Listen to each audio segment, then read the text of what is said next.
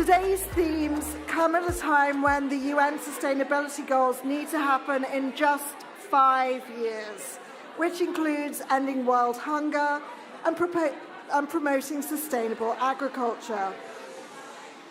It's a big ask, and the pivotal role of the philanthropy community to deliver good on nutrition is a must. And that's why we're all here today and tonight. So before we kick things off, I want to start with how the session will be run today. We'll begin with discussions on ending maternal and child malnutrition, followed by strengthening adolescent nutrition, learning and livelihoods on a sustainable planet. Then there'll be a short break and we'll get a special message from the former Secretary General of the UN, Ban Ki-moon. So that's just part one, so let's get started. So I want to join hands and please welcome Anita Zaidi, the President of the Gender Equality Division at the Gates Foundation. Please come to the stage, Anita.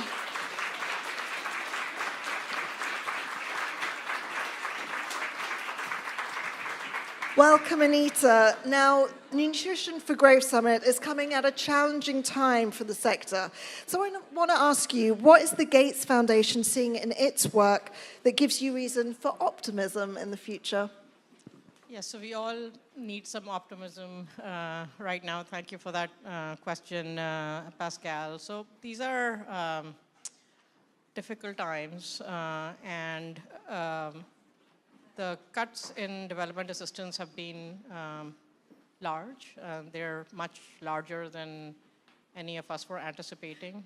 And we're hearing from partners every day about the impact on their work on the ground and how children aren't getting the nutrition that they need. So the consequences are very real. But there's one thing that I can commit to, and we can commit to from the Gates Foundation, that we're in it for the fight. We're in it for the fight against malnutrition.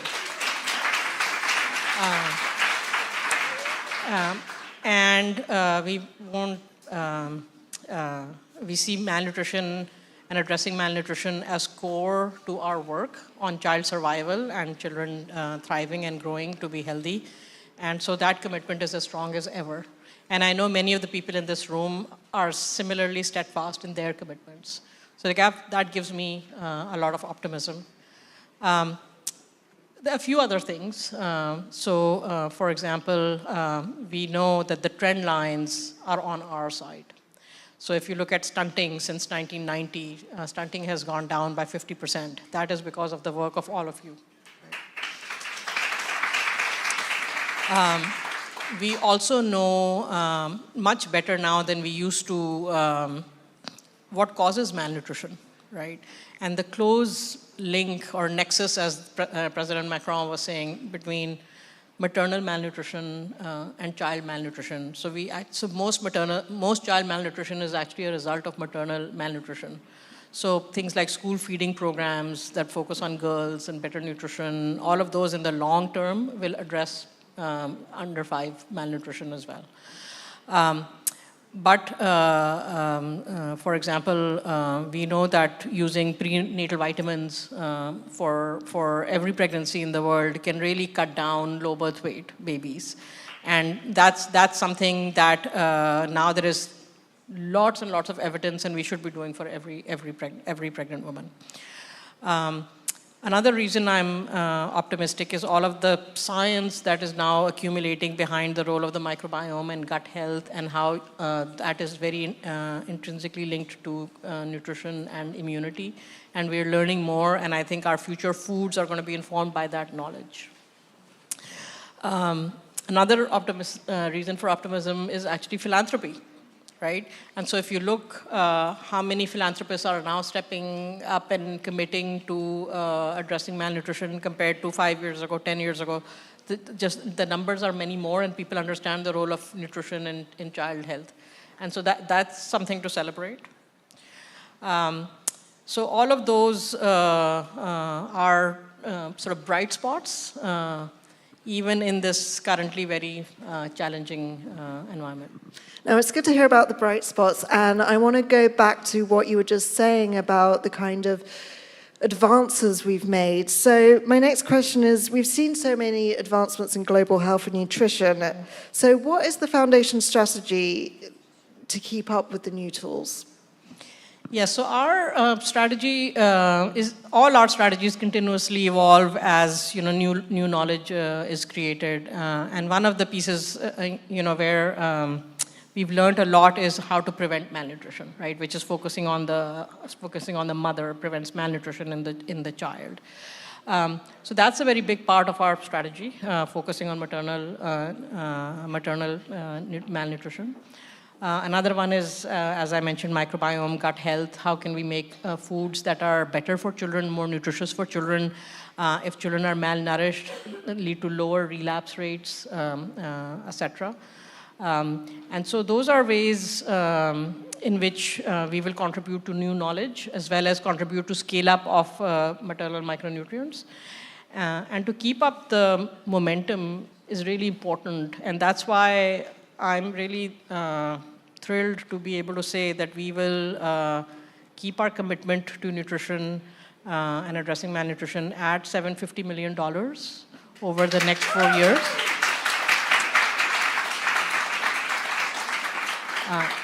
This is over the next 4 years, which is the same as we previously have committed. And Child Nutrition Fund is one of the entities that we are very proud to fund.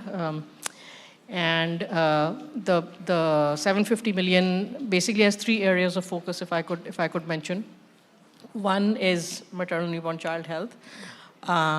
2 is our focus on food fortification. So one sort of anecdote that, so in my previous life at the foundation, now I've been at the foundation for 11 years and I'm a pediatrician, so I come to nutrition from a very sort of pediatric lens as well. We have a project that's called CHAMPS that looks at causes of death among children. And we were doing this in Ethiopia. And one of the things that really surprised me was the high rate of neural tube defects in Ethiopia, like 10 times higher than you would expect. And that's because food fortification is lacking. And we have solutions like iodized salt that you can add folic acid in. So large-scale food fortification is another sort of program area for us where we will continue to invest, and we are specifically now focused on staples and condiments like bouillon to make sure that children and moms, pregnant women everywhere have access to fortified foods. And the third area is sustainable food systems, and that's through the whole value chain of how food is produced, how it's stored, how it's processed, how it's purchased, who consumes it, making sure that even the most marginalized have access to nutritious food. So those are the 3 areas, strategy areas for the Gates Foundation that we've invested in the past and will continue to invest in. Okay, now that's a big funding there. So I want to ask you that, as tonight's theme is nourishing sustainable development through multisectoral philanthropic action, it's a very wordy theme. Can you tell us how you see the role of philanthropy and specifically the Gates Foundation in addressing this? Yeah, so role of philanthropy, philanthropy cannot replace governments. I mean, I think all of you would agree. But philanthropy has this very specific catalytic role. And so like we are always asking ourselves two questions. How can philanthropy make the most impact in the space, positively impact lives and livelihoods? And who are the partners that we can work with to make that happen? And so often that for philanthropy can mean that you can try out new ideas, new things, and try out new partners, local partners. And that's what attracted me actually to the Gates Foundation 11 years ago. I had a very particular reason for joining, which is that I wanted to do something about typhoid vaccines and rotavirus vaccines, and make sure all children around the world have access to these vaccines. And that required, once I got to the foundation, required setting up partnerships and new consortia, and I call them improbable consortia. Sometimes people you never thought would be working together, which is, pharma, private sector, academics, new academics who were willing to think in a different way, philanthropy, Gavi, all of those actors had to work together to make, typhoid vaccine and rotavirus vaccine possible. And now, more than 1 billion doses have been used around the world of these vaccines. So similar mindset, is coming together for nutrition. And I'm just really excited to see that. So Child Nutrition Fund is a great example of a similar kind of thinking where all the different actors that can influence nutrition, all of the targets that we have for SDGs, stunting, wasting, treatment of anemia, are being addressed through the Child Nutrition Fund, which is unique in its ability of also matching country governments. So it's actually country priorities, country-led. They are interested in putting money in and saying, yeah, this is a priority for us, whether it's multiple micronutrients for pregnant women, whether it's RUTF for treatment of SAM or LQLNS. So that's pretty unique, and we're very happy that we are able to put 50. So we were one of the founding donors for Child Nutrition Fund, and we're very happy that we will add to that another $50 million. Thank you so much, Anita. As you heard it there, the Gates Foundation is really in the fight. So my next question is, sorry, Anita, you're done. So how can we achieve this lasting change? So perhaps this next talk will give us some ideas. Okay. Please welcome to the stage Anna Huckabayan, who's the Chief Impact Officer and Executive Director of Nutrition Children's Investments Fund Foundation. Thank you so much, colleagues. So happy to see many familiar faces and to meet new colleagues and forge new alliances. Nutrition is fundamental to development and SDGs. It directly enables poverty reduction, good health and education, gender equality, and overall economic growth for communities and nations. At least 12 out of the 17 SDGs are at threat if we do not fundamentally address nutrition. This requires a system-wide, long-term approach to nutrition, focusing on prevention, integration with other sectors, and ultimately addressing the root causes of the food crisis by tackling climate change and poverty. This cannot be done alone. This requires forging long-term coalitions with all relevant actors, and it's vital to be able to turn the tide.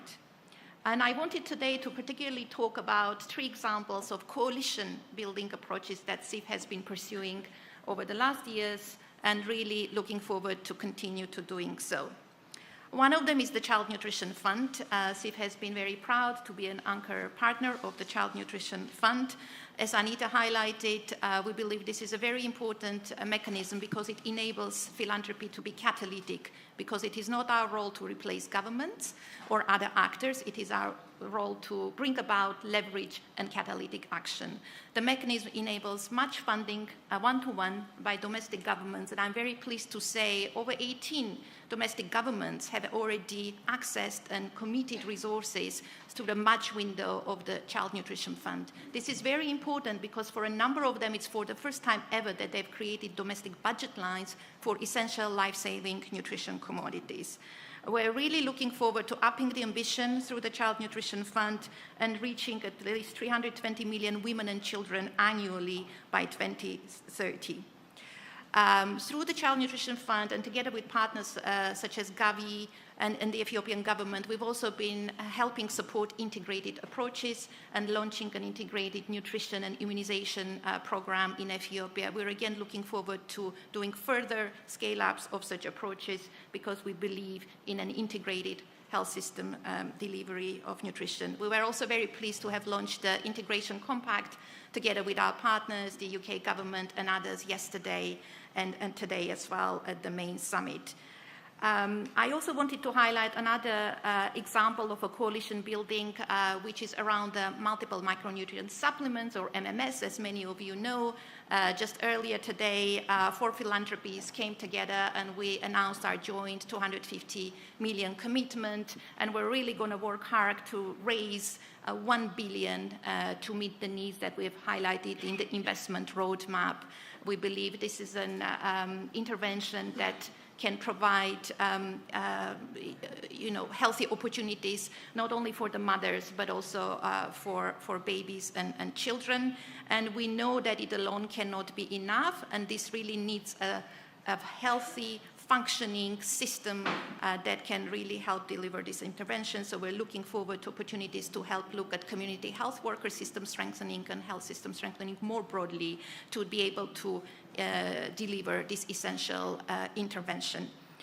And then finally, I also wanted to highlight another coalition building and partnership approach that CFSS has very been happy to support, which is the school feeding, and that has been really central to CIF's work, especially in the last few years. We know for a lot of countries in Africa and around the world, the meals children get at school are often the only meals of the day, and this is really essential for helping them stay nourished. It has been shown to really help improve attendance, reduce dropouts, and also reduce child marriage for girls. And we've been particularly proud to have partnered with the Africa Development Bank. It's another example of a catalytic role that Philanthropic can play, helping leverage and mobilize resources with MDBs in this case. So CIF is more than ever committed to being in the fight for justice and for combating malnutrition and being in it for the long run. And I'm very pleased to announce today that we intend to commit at least 400 million by the end of 2028 to scale up high-impact,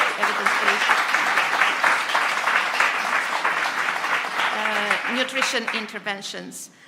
These interventions will focus across the whole life cycle, targeting children, adolescents, and pregnant women and whole communities, taking an integrated approach. We'll continue to support the transformative initiatives that we have highlighted, including the Child Nutrition Fund and the End School Age Hunger Fund, which my colleague will talk a little bit further down the line of this event, a little bit more about. But we will also be supporting other initiatives, and we look forward to working with other partners, including civil society groups and research groups. And we're really looking forward to helping really turn the tide. Ultimately, despite all that we're facing today, I'm optimistic about the future, both because we know that there are proven solutions and because of the passion that I know each one of you and beyond this room brings to this fight to contribute to a safer and more prosperous and healthier world. And it all starts with nutrition.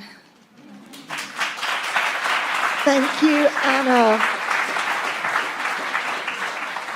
Next up, on how to scale maternal health in Bangladesh, I'd like to welcome MD Saidur Rahman, Honourable Secretary Minister of Health and Family Welfare for the Government of Bangladesh. Please come to the stage.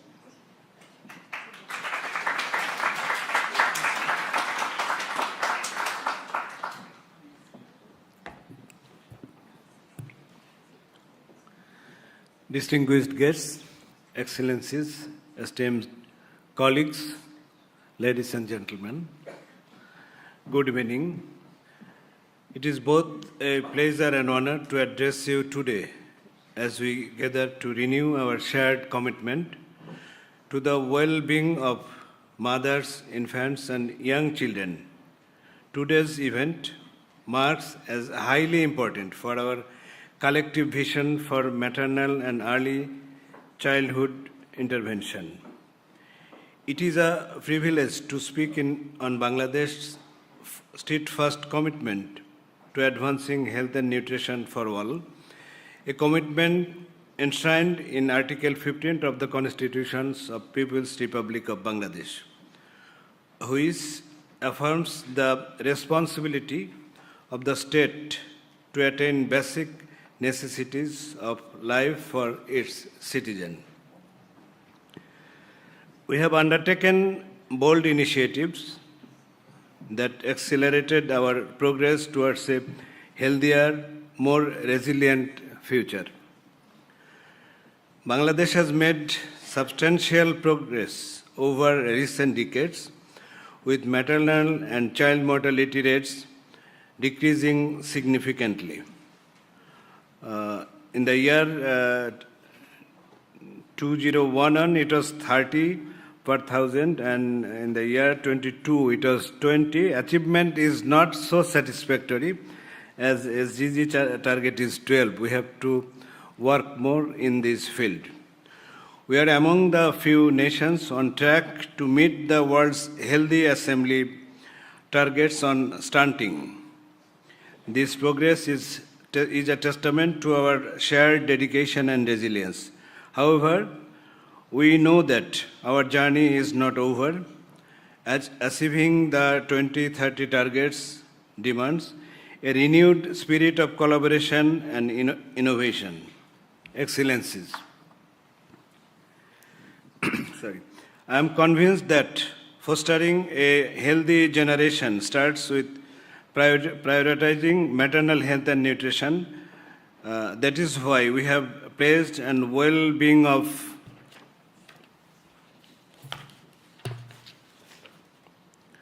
women and children at the forefront of our national agenda. Bangladesh has achieved high immunization coverage, earning esteemed recognition for its unwavering dedication to impactful public health initiatives.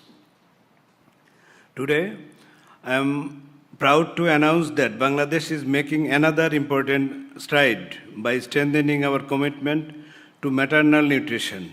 We are scaling up the use of multiple micronutrient supplements, MMS, in both ways, public-private partnership as a key component of our strategy to elevate the quality of antenatal care and enhance mothers' nutritional status, paving the way for a healthier future for their children. Bangladesh is investing USD 41 million to enhance maternal nutrition with a focus on reaching nearly 6 million pregnant women, particularly those reside at hard-to-reach areas. This initiative is enabled by the support of key partners, including UNICEF, Global Alliance for Improved Nutrition Gain, the World Bank, and contributions from the Child Nutrition Fund and other valuable organizations. Dear colleagues, our aspirations cannot be realized by government efforts alone. We need robust partnership with private sectors, NGOs, development partners, and local communities. Together, we can harness collective strength and resources that could expand the reach of essential and effective nutrition interventions, including breastfeeding, appropriate complementary feeding, micronutrient supplementation, management of severe acute malnutrition, deworming, and hygiene interventions.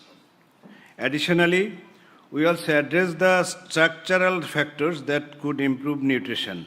Revitalizing the health system is a critical to overcoming current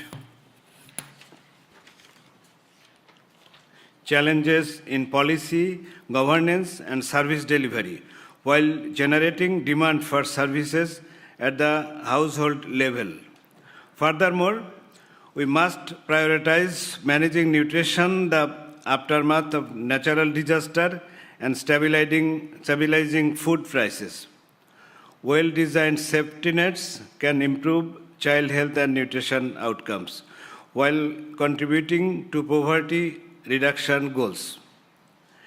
Ensuring adequate nutrition prenatally and in the first 2 years of child's life is critical for health and brain development, with a combined focus on cognitive development up to 5 years of age to maximize intelligence and children's abilities can be lead to boosting earning capacity in later years and thereby preventing intergenerational transmission of poverty. We understand that nutrition is a multisectoral issue, and the Ministry of Health and related departments at the highest level brings together all ministries and systems effectively improve the nutrition of the population, especially the underprivileged women and children.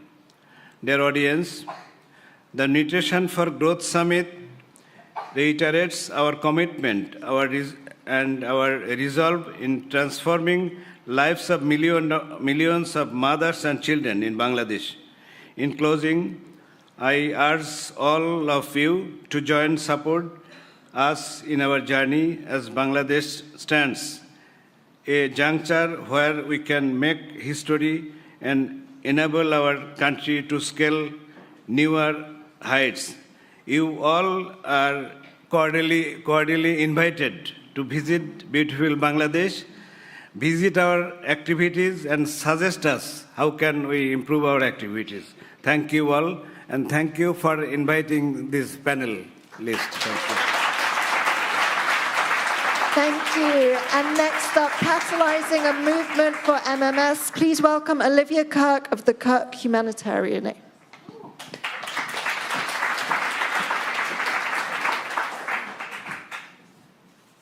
Good evening, everyone. And thank you so much, Pascali, for the kind introduction. And of course, thank you to Stronger Foundations for Nutrition for inviting me to speak on behalf of my parents, Spencer and Kristen Kirk. They are sorely missed by me. I wish they were here presenting, but it is an honor to be with you tonight. My parents started Kirk Humanitarian on the core belief that everyone, no matter where they live, deserves equal and the same access to healthcare, regardless of their race, nationality, or socioeconomic status. That is why Kirk Humanitarian has become the world's leading donor of multiple micronutrient supplements, MMS.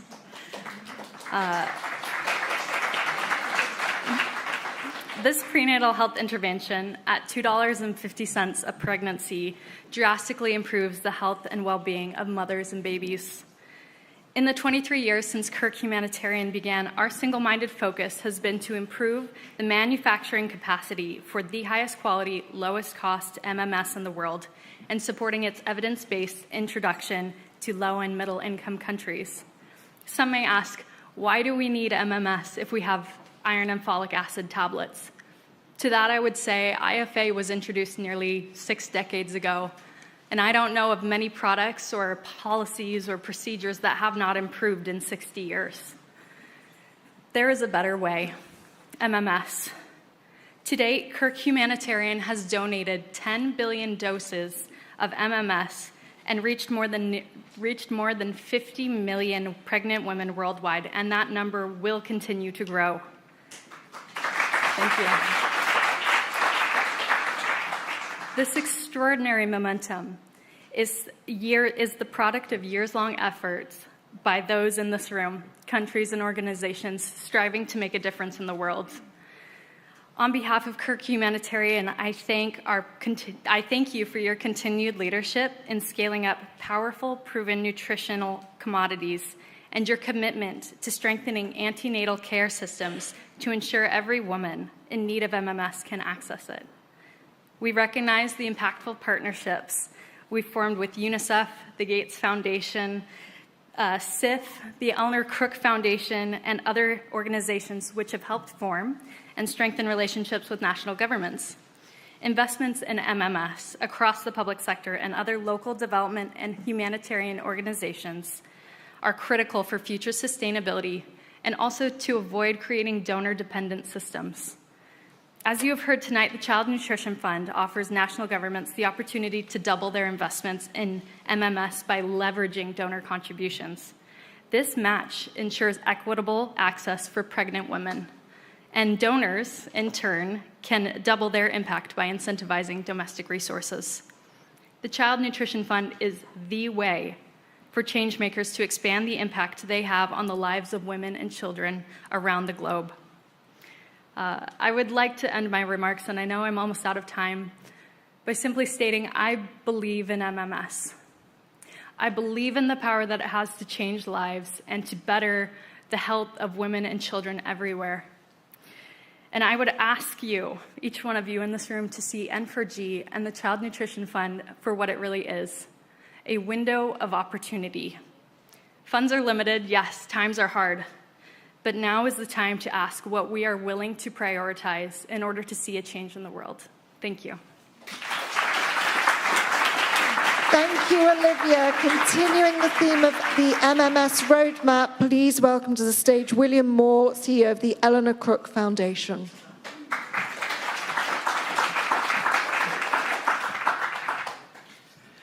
Thank you. The Eleanor Crook Foundation has always been exclusively focused on global malnutrition ever since my grandmother founded it now 27 years ago.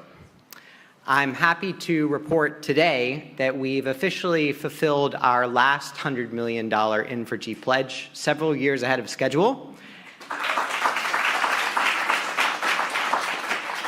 And we're already planning an even larger one. Today, I'd like to share with this group 3 things. First, our biggest learning from our last $100 million of investment. Second, our biggest success. And third, the biggest opportunity we see now, where we hope others will join us. First, our biggest learning.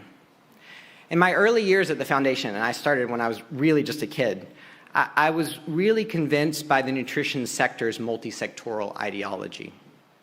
Because malnutrition is often caused by such a diverse array of factors, I was convinced that the only effective approach was to attack it from all directions, all at once. So we spent many millions of dollars on a series of multisectoral nutrition projects. In the end, with each and every one of these programs, one outcome was the same. None of them worked. None of them achieved the meaningful reduction in malnutrition that they were designed for. The biggest flaw in our approach was that we were trying to scale often 10 or 20 extremely different solutions simultaneously. Even with major resources, it would have been difficult to scale even one of these solutions, much less 20. And we were trying to do everything, everywhere, all at once, and in the end, we really had very little to show for it. So what does work? History shows that measurable change comes from the focused, painful, often very unsexy work of scaling up the highest impact solutions, just one or a few at a time. With this focused approach, we also have a better chance of scaling these solutions sustainably and properly integrating them into existing systems. This is our new approach at the Eleanor Crook Foundation. We'll pick a small set of solutions based upon how cost-effective and scalable they are, and we'll measure success based on how much we're able to scale them up. And this strategy shift has already led to my second point, our greatest success to date. The first solution that we set out to scale under our new, more focused approach was treatment of severe malnutrition with RUTF, one of the most proven life-saving solutions that we know of. Global coverage of RUTF had hovered around 30% for a long time, leaving most severely malnourished children without care. In 2021, the Eleanor Crook Foundation worked with SIF and with USAID to raise over $500 million to scale up treatment worldwide. And today, coverage has soared from around 30% to 73% in under 2 years. UNICEF, I think this is the greatest success story in the last 5 years in public health, and most people don't know about it, but UNICEF estimates that this historic increase in coverage of treatment saved over 1 million lives just last year. And we're working now to replicate this approach with our next high-impact solution, which you've already heard a lot about. There's a theme here: quality prenatal vitamins, also known as MMS. And that gets to my last point, the biggest opportunity we see now. For too long, and even today, if you're pregnant in a high-income country, each day you take a prenatal vitamin packed with the full spectrum of essential vitamins and minerals you and your baby needs. If you're pregnant in a low-income community, you don't. At best, you just get 2 of these essentials: iron and folic acid, in the form of an outdated supplement that, as Olivia said, was developed many decades ago. And at worst, you get nothing at all. 20 years of research and 10 clinical trials have shown that when anemic women take modern MMS rather than outdated IFA, we see so many benefits. An additional 19% reduction in low birth weight, a 21% reduction in stillbirths, and a 29% reduction in infant mortality. And yet, across most developing countries, access remains scarce. We hope to change that very soon. Last year, as Anna and Olivia have mentioned, along with Kirk Humanitarian and SIF and the Gates Foundation, of course, we developed a $1 billion plan to accelerate the global scale-up of MMS, a plan that could save hundreds of thousands of lives a year, prevent millions of babies from being born too small or too soon, and prevent 15 million cases of maternal anemia. Today, we proudly announce that our coalition of 4 philanthropies has committed $250 million towards this billion-dollar plan.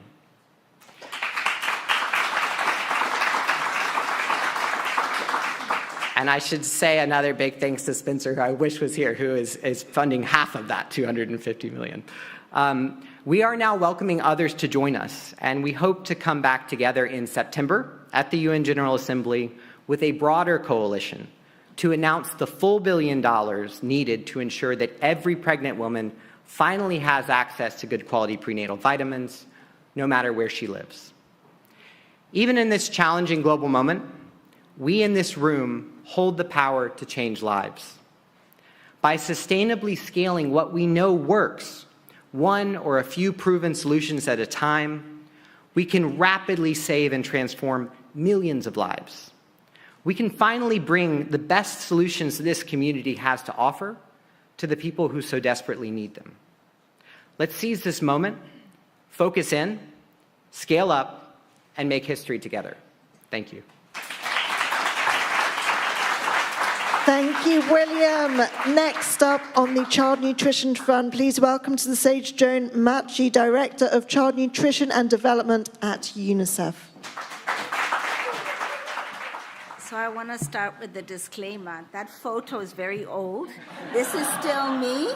This is still me. And I need my glasses to read what I have to say. But good evening, distinguished guests, ladies and gentlemen, partners and friends. It's such a delight for me to be here because I've reconnected with some of you that are in the nutrition fold who are dear friends and partners over the years. I'm also particularly thrilled to be joining all of you at this time into this remarkable global effort that involves national governments, philanthropies, and public donors all coming together to advance the nutrition agenda. It is phenomenal. When the Child Nutrition Fund was set up, it was set up precisely for that purpose, to bring like-minded partners together to support national efforts like the ones we heard of tonight in this session, including from the government of Bangladesh. We appreciated your lessons learned and the invitation to visit Bangladesh. We will remember that. Importantly, tonight I've heard many speakers talking about how catalytic the fund is. And the catalytic element is important because it is one that emphasizes that we believe that governments share our commitments to improving the nutrition of women and children. It's also important because we know that to be efficient and impactful, we need to coordinate closely amongst us as partners. And thirdly, because we know that there is a new generation of philanthropists and individuals who want to be part of the effort, but don't always know where to start and how best to add value. It is a delight to rejoin the nutrition community with these lessons learned. So at a time of diminishing resources, we need to make important but difficult choices. But building the CNF was precisely to offer that focus. Focus on the countries where the needs are the greatest, focusing on proven high-impact actions like the provision of multiple micronutrient supplements, focusing on leveraging more sustainable resources to power the scale-up of all these critical interventions. As I take on this new role, I will do all in my power to ensure the success of the Child Nutrition Fund, together with all of you as partners and collaborators in this mission. No matter what it takes, we will repay the trust to do whatever is necessary to turn that trust into results for children. And the person who wrote my talking notes asked me to say, that is my promise to all of you. It's a big promise. It's a big promise. But I also recognize that it's not about an individual. It's not about one organization, but it's about the ecosystem of partners that come together.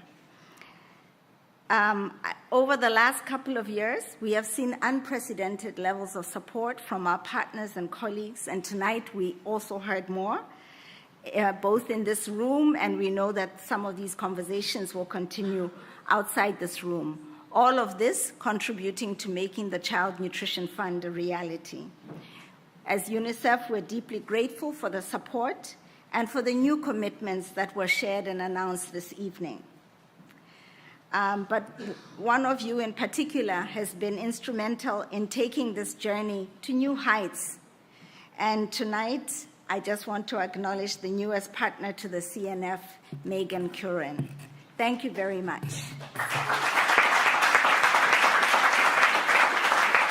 Thank you, Jane. And please come to the stage, Megan Curran, who's Family Officer at Mike and Jackie Bezos.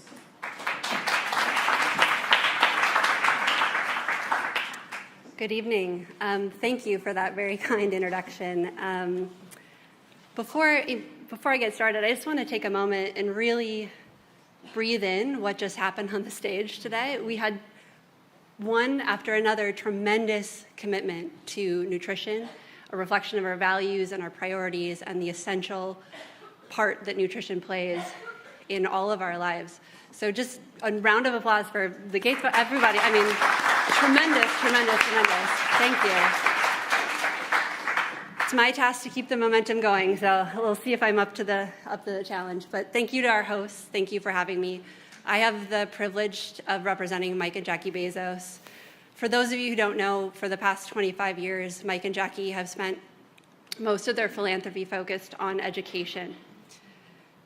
Throughout the years, they have funded evidence-based interventions aimed at maximizing cognitive development in the first 1,000 days of a child's life.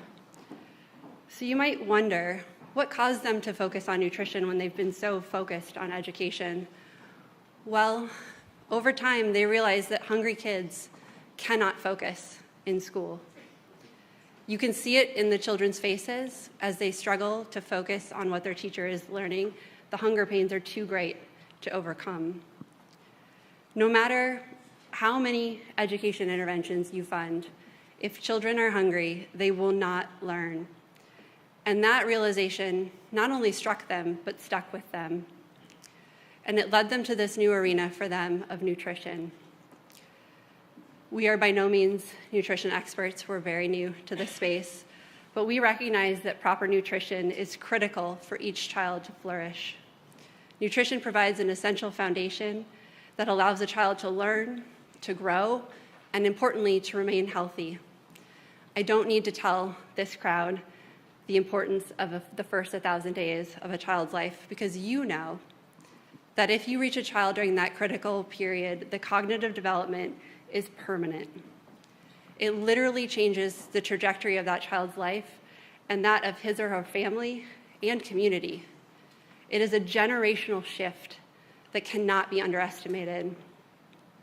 If you miss a child during that period, you lose not only the promise of that child's life, but an entire community will suffer in turn, because a child missed is a dream deferred for a generation. So we wondered, what can we do so that each child receives proper nutrition? Asking that question led us to the UNICEF and to the CNF.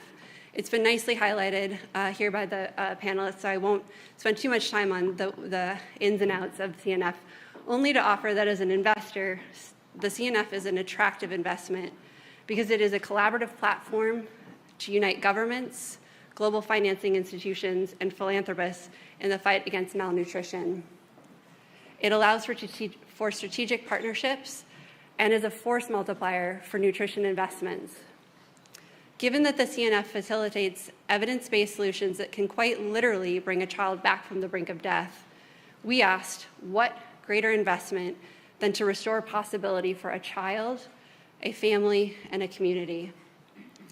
So in support of the CNF's goal to raise $2 billion by 2030, we quietly announced a $250 million fundraising challenge at UNGA last fall.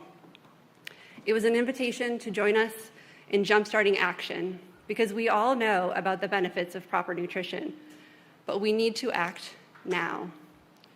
So tonight, we want to continue the momentum, we want to expand the invitation, and we are doubling down on that matching challenge. The Bezos family will now match up to $500 million in monetary contributions to the CNF. Both public and private dollars are eligible.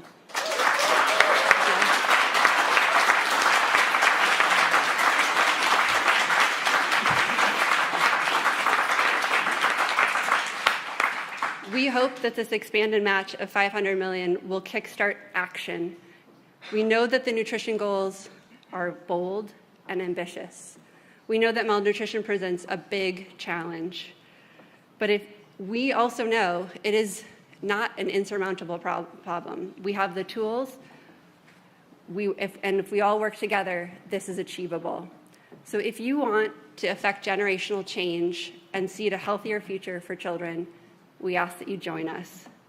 Join us in this movement to reach every hungry child. Join us in the opportunity to support today's children and tomorrow's futures. And bring your friends, because we can achieve this together, and the kids are counting on it. Thank you.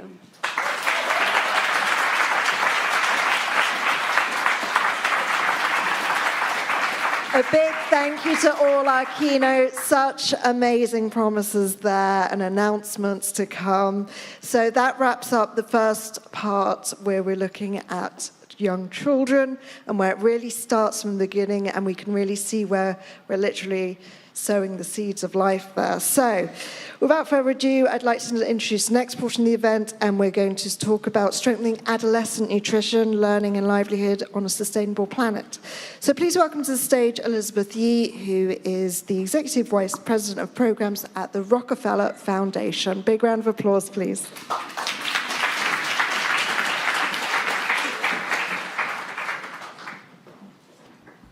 Hi, and good evening. This has been the best thing I've been at all day. It is a room of hope and action, and that is really, really fantastic. So I just wanted to say thank you to everyone and all the incredible work that you're doing. You know, I'm here to talk about some of the work that the Rockefeller Foundation is doing, and we've really been thinking a lot. I know we're in a room of peers. We've had a lot of inbound requests for a lot of different things that we both fund and think we're kind of okay at, and a lot of things that we don't. And one of the things that we've been really wrestling with very much is like where to go, what to do, how best to use our dollars. And I'm sure many of you can empathize with that feeling right now. And so for us, right, one of the things we've been talking about is although these challenges feel incredibly insurmountable, I think this is also the moment to reimagine what's possible. And the people who came before me to speak really, I think, we're on that path. And so in this moment, the foundation has been thinking a lot about, like, well, what do we do? How do we actually improve lives now to build a more resilient tomorrow? And we've thought about where we have the expertise, where we see government and market momentum going, where we see our peer philanthropies interested in partnering and collaborating, because we know, let's be for real, as my kids say, we can't solve this alone. And so we've been thinking about where we can have incredibly radical collaboration, where we can advance the solutions that meet the moment now and actually drive towards a better future. And so just about an hour ago, the Rockefeller Foundation, I had the privilege of announcing another $100 million for us to help support funding locally grown school meals for 100 million kids in about 12 to 15 countries, ideally by the year 2030. Thanks. And we're excited about it because our goal is really bold and simple. How do we actually help use our dollars catalytically to put the world on a path to universal regenerative school meals? Because at a fundamental level, what we see is an incredible return on investment. The World Food Program shared with us that if you put $1 into school meals, you get somewhere between $7 and $35 return from climate, from livelihoods, from girls getting a chance to have education, from kids being in school. And then food systems begin to actually shift from fragile and really extractive to more resilient, more regenerative, to be able to feed the millions more and billions more that are yet to come on the planet. And so I know we all approach nutrition from a different angle. Maybe it's school meals for us, maybe it's maternal child health for others, maybe it is early childhood nutrition for others. But as we heard last night, what I was struck by was creating systems that can nourish the children of today and generations tomorrow is the only way that we can break intergenerational poverty. And for us as a foundation, that's what we're all about. And so I know that the challenges don't all fit neatly into sectors. I was saying to another colleague last night, how do we daisy chain all together to actually deliver and drive that change that we all need to see? And so we're looking to you and all of us together to come together and partner to help build a better tomorrow for our kids and for generations to come. And thank you so much for your hope and support.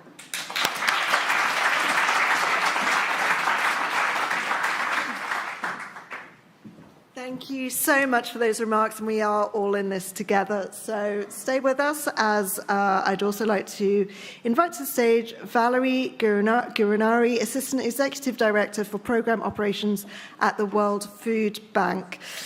Margarita Focus-Licht, Director of Partnerships of Global Partnerships for Education. Radha Khanna, Director of Child Health and Development, Africa Children's Investment Fund Foundation. Do you take a seat now? We've got a wonderful lineup here. It's lovely to see all women too, I must say. So again, talking about what was just said about us all being in here together, I'd like to talk more about scaling universal school meals, that by enabling country leadership. So my first question goes to you, Valerie. We're joined by the Secretary of the School Meals Coalition, which is a government-led initiative with over 1,000 members and more than 140 partners, all working to ensure every child gets a healthy and nutritious meal every day at school by 2030. So can you tell us how countries are demonstrating leadership in turning their commitments into action? And how is the School Meals Coalition helping them in their efforts? Well, thank you so much for the question. And I'm here from the World Food Program, but I'm representing the School Meals Coalition. And this has just been such an exciting coalition that from the beginning has been government-led. And the World Food Program has just been really honored to play our small part in the role of really helping to catalyze it. And I mean, it really came together out of that goal to make sure that all children benefit from nutritious meals at school. And that was born in the pandemic when everybody really realized how much children were missing out on. But it has really taken root because governments have seen that this is something that is a multisectoral game changer. Opportunities to address nutrition, child nutrition, opportunities to address girls' education, as Elizabeth said before, and also opportunities to drive food systems transformation through the power of procurement that comes when you use that procurement for a food-based safety net to drive the kind of behavior change, whether it's in farmers or whether it's in eaters, that is required. So we have seen that multiply across the world, and we have seen investment line up behind that as well. Of the 108 country members of the School Meals Coalition, nearly half of of them have set concrete national targets to scale up their efforts. And later this year, the World Food Program will issue our State of the World School Feeding Update, and we show there the billions that are being invested towards school meals by governments from domestic financing. So I wanted to leave a few messages with you today. First is that these programs, these school meals programs, really work to deliver results at scale, and we have a lot of evidence to prove that. It's grown beyond our expectations, and so my second message is that this is a long-term agenda led by governments worldwide. About $48 billion are being invested in school meals every year, of which over 98% comes from governments. Okay, thank you, Valerie. Sorry, I'm going to have to jump in and go to our next question, which goes to Elizabeth. So why is school meals the linchpin for local leadership on nutrition and climate action through food system transformation? It's a big question. I'm going to ask you to keep your I'll try to go short. fast. I'll give you 3 points. And Valerie, thank you so much for your incredible leadership on the School Meals Coalition. It's been really energizing for us. So school meals are a triple benefit. Actually, it's probably like a 9 times benefit, but I'm just going to hit on the 3 things that I feel like I didn't get to cover earlier. So one is, it is a chance to reshape children's health, but it's also a chance to build a better future for farmers and a better future for our planet. And one thing that I think is a secret ingredient is that many countries, it's about 70% of their food procurement budget. That is a real chance to change markets and change minds. The second thing is, if you actually do it on a locally grown basis, just think about the community impacts that you can have for both moms. It ties into some of the work that we're doing. It helps lift up farmers and livelihoods. And 100,000 meals results in 1,377 jobs. That is a lot of economic development that can change lives. And then the last bit is that with each degree of warming that we're experiencing on our planet, each nutrition goes down by 130 calories. For kids that already are not getting enough food, that's not sustainable for them. That doesn't give them the positive quality life that we have all had here. And so we want to work with the World Food Program and other implementing partners to think about how we deliver more climate resilient crops that are more nutritious, that are better for kids and better for the planet. Okay, thank you for that answer. Margarita, I want to ask you, why is it important to apply an education lens to nutrition for sustainable development? Thank you so much, and I'm really excited to be here as I've been working on education my whole career, and I love going to events that are about other subjects. I learn so much, so I'm happy to be here. Just for those who aren't familiar with the Global Partnership for Education, we work to support governments to strengthen their education systems, and in particular to identify really impactful reforms to enable education systems to deliver learning outcomes better. But no matter how well planned a reform is, and no matter how relevant it is, if we don't pay attention to the circumstances of the children who are in the schools, the reforms won't have the impact that we're looking for. And so to me, I really feel like, as we know, access to good nutrition is essential for children to learn and thrive, and therefore I really feel like nutrition is actually also an education issue. And also, we know that education is an effective tool to teach children about good nutrition and to take this knowledge with them into their current and future families. So we can say that school meals and nutrition programs in education can ensure that children can eat to learn well, but we can also say that they can learn to eat well. And Thank you, Margarita. That's wonderful to hear how cyclical it is. But I want to bring you in. How can philanthropy be catalytic alongside development finance institutions to support that sustainability model? Okay, I'm going to be as quick as I can. I think just 3 key points really reflecting on learning that SIF has had in the last few years as school feeding has emerged as a bigger and bigger priority within the nutrition work that we're doing, particularly in Africa where I live in Kenya. Firstly, I think philanthropy has a really unique role around supporting innovation and taking some risks. For example, SIF, but also other organizations, including, I think, the Rockefeller foundations support Food for Education, which is a really innovative and amazing program in Kenya that started serving 23 kids at one school, and through investment from philanthropies has grown to serve 500,000 meals a day at 1,300 schools across the country. So, small investments. These are not, it hasn't all been huge investments, but it's made a huge, huge difference in terms of scale. The other thing that has managed to do is test different models of what school feeding can look like, decentralized and centralized models for different communities, and also test how to bring in parents, how to bring in governments to be part of paying for these school feeding. So to really test the different models of what can work.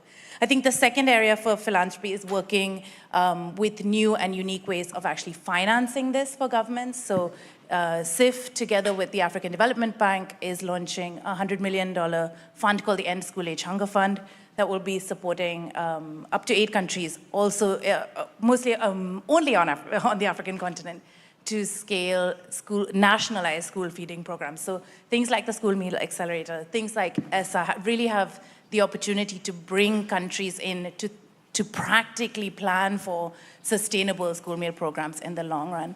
And I think that's really the third point as well, is through philanthropy, I think we have the opportunity to leverage and say, if we're coming to the table, how do we get other people to the table? And in particular, how do we ask governments to show some skin in the game from early on and commit to working together to move this forward? So I think philanthropy is really critical. In Africa, it's not just about, it is critically about nutrition and hunger today, but by 2050, 1 in 4 young people over the population is going to come from Africa. So it's also about feeding the population now for the development of the future. So I think it's a great opportunity for philanthropy.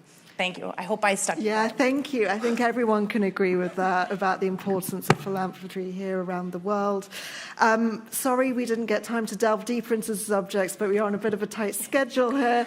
But we do invite you after the talk to continue the discussion. So round of applause for our guests, please.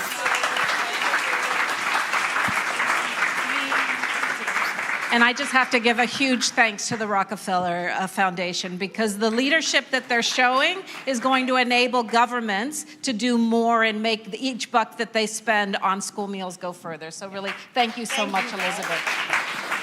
Thank you. So next to the stage, I'd like to welcome Abigail Perry, who's the Global Program Lead for Nutrition at the World Bank.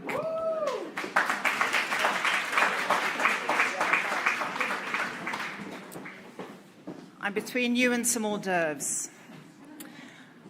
So listening to the very inspiring statements made today, which are truly inspiring, it's incredibly gratifying to hear people talking about an issue that's been very central to my life, my passion, my career for many years. It's quite hard in many ways. It puts me in mind of a version of Abigail Perry that would never imagine that I would stand on a stage in a suit, but probably is the version of Abigail Perry that thought that photo was a good idea, somehow. But it puts me in mind of the version of me at the very early stages of my career, more than 20 years ago, working in some of the most difficult places around the world, where on a daily basis, I would see children dying of malnutrition in front of my eyes.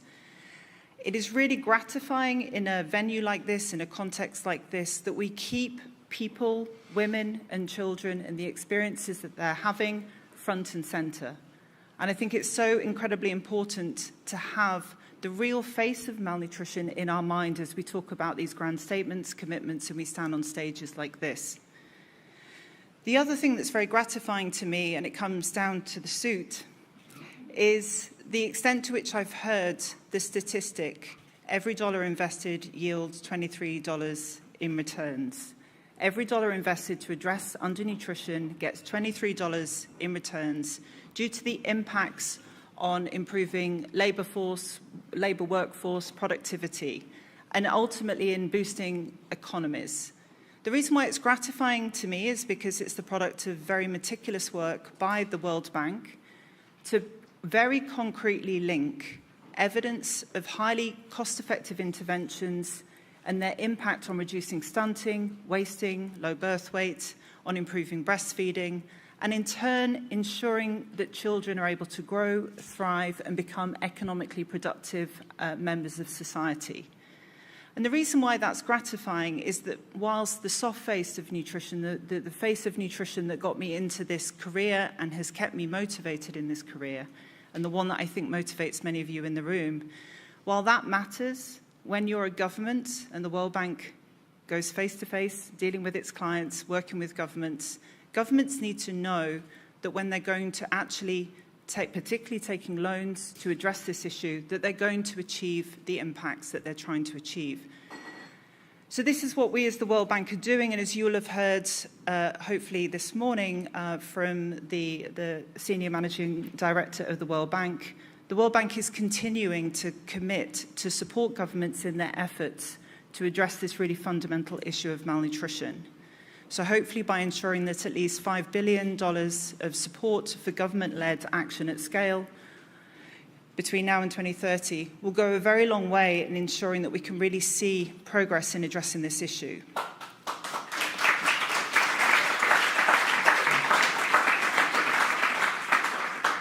And this then comes to the question of the relationship with philanthropies. As I said at the start, it's a very inspiring thing to hear such important statements, commitments, enormously important financial pledges being made. But I want to particularly highlight that in amongst these big bets, these things that we are now taking to scale, behind almost every single one of the things that I've heard this evening has been a philanthropy who has been bold enough to take a risk. And this is where we really, really need that partnership. What we have in the investment framework that the World Bank has produced is the best that we have right now in terms of the cost effectiveness of current interventions. And that includes many of those referenced today, and indeed many more, including MMS, ready-to-use therapeutic food, small quantity LNS, and it goes beyond that. But what's fundamental in the investment framework is, in effect, what's missing. There is still an important space for actors like many of you in the room to be bold enough to take a risk, to help us really build up evidence of what that next big bet is going to be. Governments can't take that risk. They simply can't. An actor like the World Bank can't take that risk because what it does is support governments to act at scale. But what I really, really hope is through events like this, moments like this, that we can really foster and continue this interactive, collaborative effort that can mean that as we can see where governments are struggling, they don't have the right solution, they can't do it efficiently, they can't find the most cost-effective way of operating, that we can feed that insight and intelligence into the people who are willing to step forward and be bold. And like I said, I think every single actor from Rockefeller, from Eleanor Crook Foundation, from the Gates Foundation, from SIF, from Bezos Foundation, from many more, have been willing to go and take that risk. Risky bets, dull bets, please keep the investment and support up, because that's the way that we can enable governments to do what I think, I have a feeling, Valerie, you might have been the one to say this, to do better with less. We need to make sure that we've got the best possible evidence, that we know it's cost-effective, scalable approaches. And as I said, that partnership with philanthropies is so incredibly key to enable us to really invest and support governments and advise governments to invest in a way that can really achieve what every single person in this room hopes to achieve, which is a world in which no woman, no child, no person has to deal with the reality of malnutrition. So we can now go and nourish ourselves with some hors d'oeuvres. I'm not going to take over the moderating hosting event. I just want to say enormous thanks to all of the philanthropies for being here today, and indeed for Stronger Foundations for Nutrition for inviting me to speak. And yes, hopefully we can see some real continued accelerated change as we continue to work in very strong collaboration. Thank you.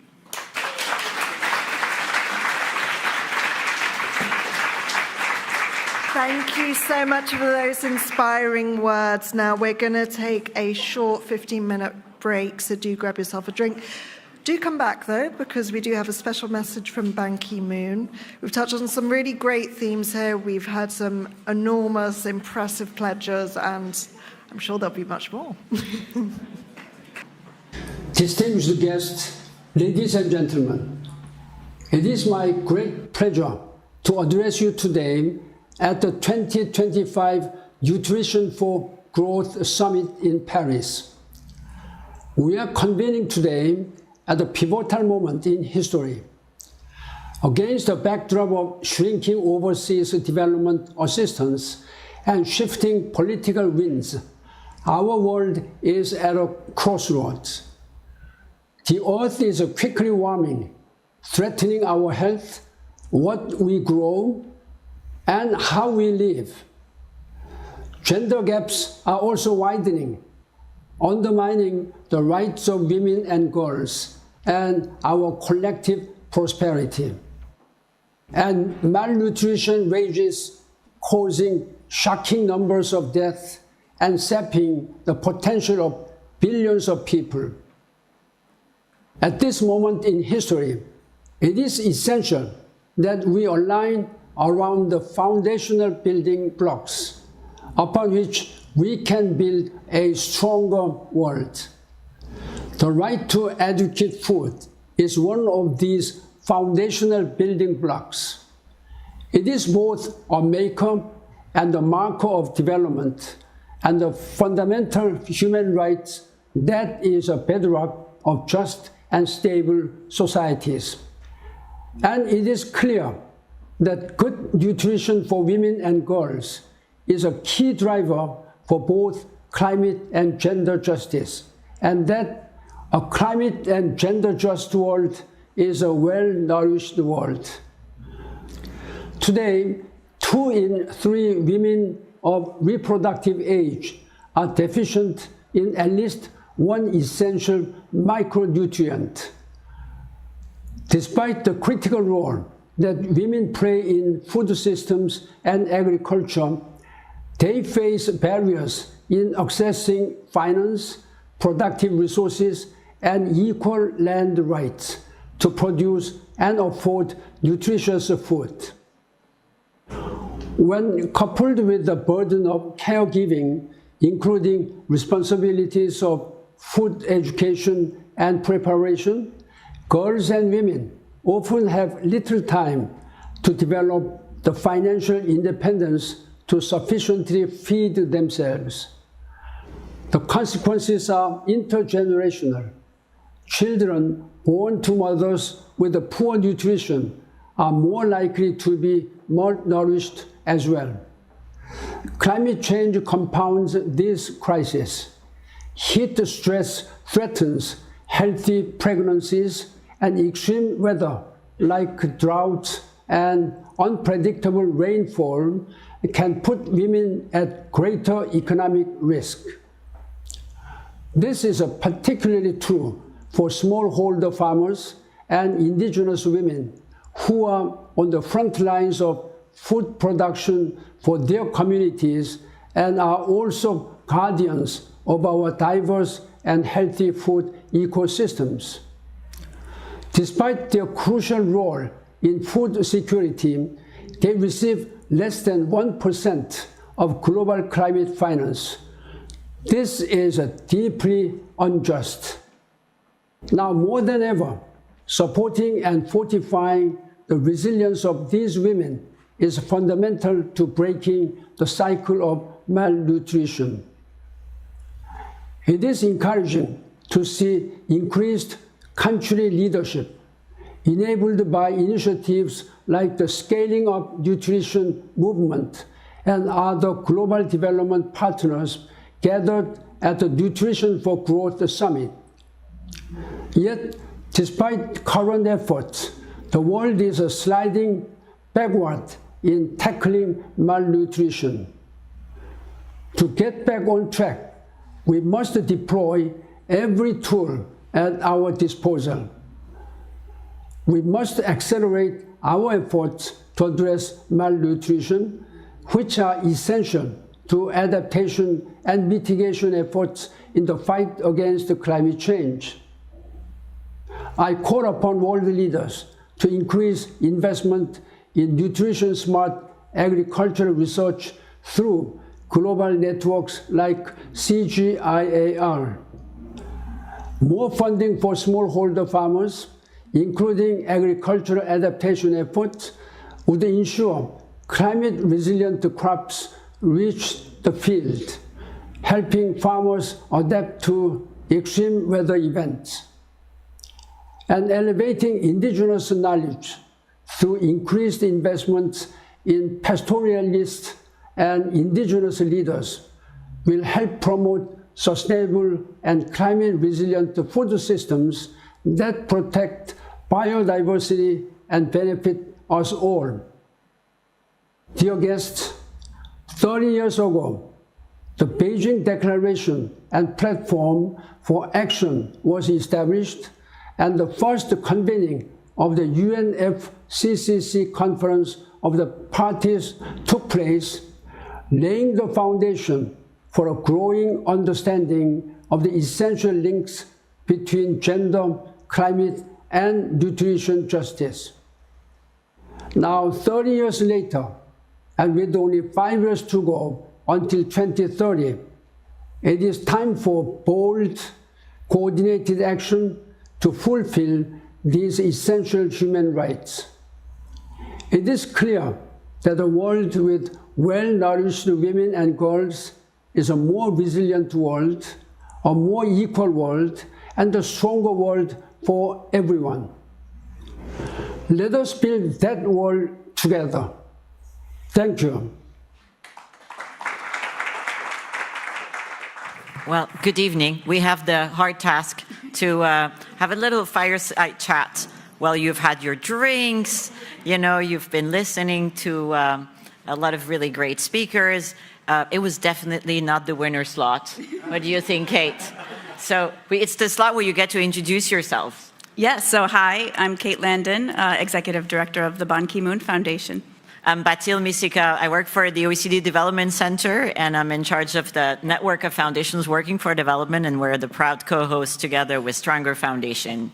Yeah, thank you for having me in Paris, but normally you come to our turf in New York. Yes, well, I hope with the weather we were up to the task. So I have a few questions for Kate, and she had a few questions for me.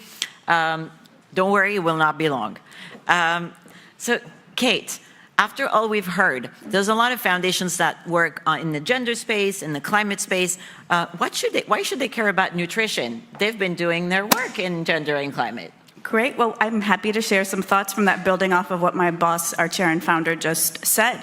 So our work at the Ban Ki-moon Foundation is about mobilizing leadership for the SDGs, all the way from the grassroots, all the way to the tippy top of the trees where the policymakers and us funders lie. And we know that the SDGs represents a very comprehensive framework across 17 big goals, nearly 200 targets and indicators. And so when we were founded as an institution, we realized we had a moment to try to make some sense of the broadness of the agenda itself, and realized we had a chance to lean into two lead sort of framings about how we think about our work: climate and gender justice. Understanding that if we were to focus on those, we will see a ripple effect, right, on all of the other SDGs. We know that climate is a injustice multiplier across many issues, and we know from decades of experience that investing in women as either breadwinners or leaders in their communities does lead to a ripple effect on all of these other outcomes on education, health, etc. We also realized we had a chance to really talk about why it is that we are on track to achieve less than 20% of all the targets within the framework, and an opportunity to talk about the financing behind that at scale, and to think intersectionally about some of these issues. And so for us, we realized that nutrition, coming to this conclusion today, was in fact one of those cross-cutting issues that needed a bit more focus within the climate and gender justice grant-making worlds. As our founder and chair said, it's both a maker and a marker of development. And I think for those of us coming from the gender justice world, as I do, it gets a little muddled and confused about where it lies in our fancy theories of change. It's both a means to the end and an end in itself. And it's easy to wake up and think, oh, somebody else is probably taking care of that. That is not our wheelhouse. And also, we literally don't go to the conferences, even when invited, because we assume we have too much on our plate, right? And perhaps the information will just eventually make its way to us. And so I think what my takeaway is that from a point of view of a gender or climate justice funder, that if we are ignoring nutrition, we are enabling these intergenerational cycles of poverty, and we are definitely slowing down progress in all of these other issues that we care about. One way we've started to incorporate nutrition differently into our work since is in our working with Indigenous women and leaders, as SG spoke to globally, not just getting them into these decision-making spaces to advocate for their causes, but to do the systems change work to ensure that conversations on Indigenous food systems are centered in more mainstream climate finance conversations. So that's an example of how it's showing up with what we do. So, well, climate is gendered. I think in this room it's probably a given, but people assume that when it rains on everybody in the same way. So I think this is already a reason good enough. Yes. Women and girls are 14 times, according to the OECD, more likely to die after a natural disaster. 14 times. Yes. Well, why don't you talk to us a bit about the challenges around barriers between the three issues in the sector, from your vantage point at the OECD. Okay, so I'm going to talk about the how. We've talked about the what a lot, so I'll give you 3 things. After a few drinks, 3 things is easy to kind of focus on, okay? So 1, the narrative needs to change. And the narrative needs to change even more because where we're at in the world, and that doesn't require further comments on our end. But the narrative needs to change because this is a multidimensional issue. Malnutrition. You know, it's not, we work in silos. We work in education, health, gender. Now we need to deal with issues like inequality, climate poverty, nutrition. So this is an issue, and this is why we were so interested in partnering with Stronger. We have a community of philanthropists that work on gender, health, and climate. So we thought, okay, this is it. And this is an intersection where you already have the private sector, multilaterals, and governments. So it's not like you need to already create the party. The party's happening. We just need, more players in the party, more players from the South. So first, the narrative needs to change. It is multidimensional. 2, we need to break the silos between tribes. Think about, this event is a very one-of-a-kind, and I think we have to give big kudos to Matt Freeman for his amazing convening power.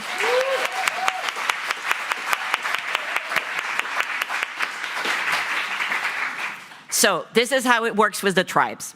You go to a conference on philanthropy with philanthropists, and there's a few governments. Or you go to a UN conference, and lots of governments and multilaterals, and a few philanthropists, and the lucky ones have blue badges, because then they can get in. The other ones, they're the checkbook. They don't need to get in, but they're asked to foot the bill. So we need to break these silos. So at the OECD, we're very committed to bringing these communities together. This is what we've been doing for over a decade, and elevating philanthropy like an actor in its own right, not a checkbook. It is not a checkbook.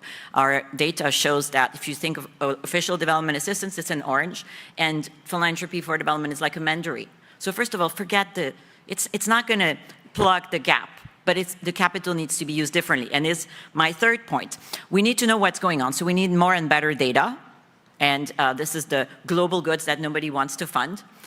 So in case you have any spare cash, I'll take it. We have great data. But we also need to think about how this capital is leveraged differently. And there you go with your public-private philanthropy partnerships, the 4 Ps that we're talking about more and more, and blending and de-risking. It's not for all foundations, but right now, the number of foundations that are doing it is very small. Most foundations give grants. So this is what needs to change in a time of scarcity.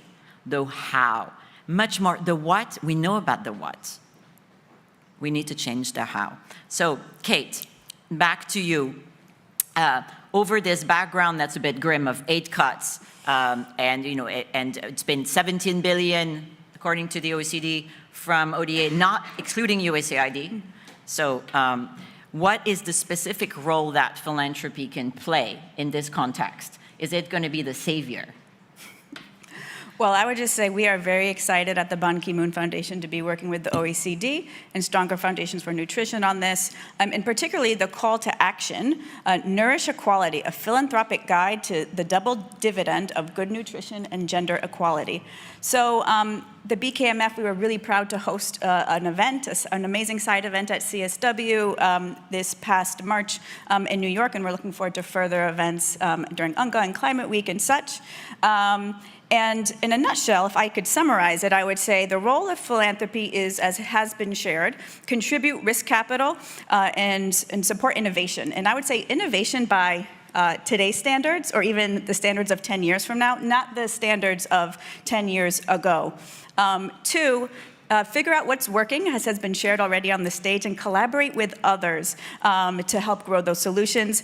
Build the ecosystems, right? Because as you said, the data, the convenings, the learning, the evaluation are sometimes the non-sexy things that absolutely need to get funded to keep traction going and to delay obstacles and keep that momentum building.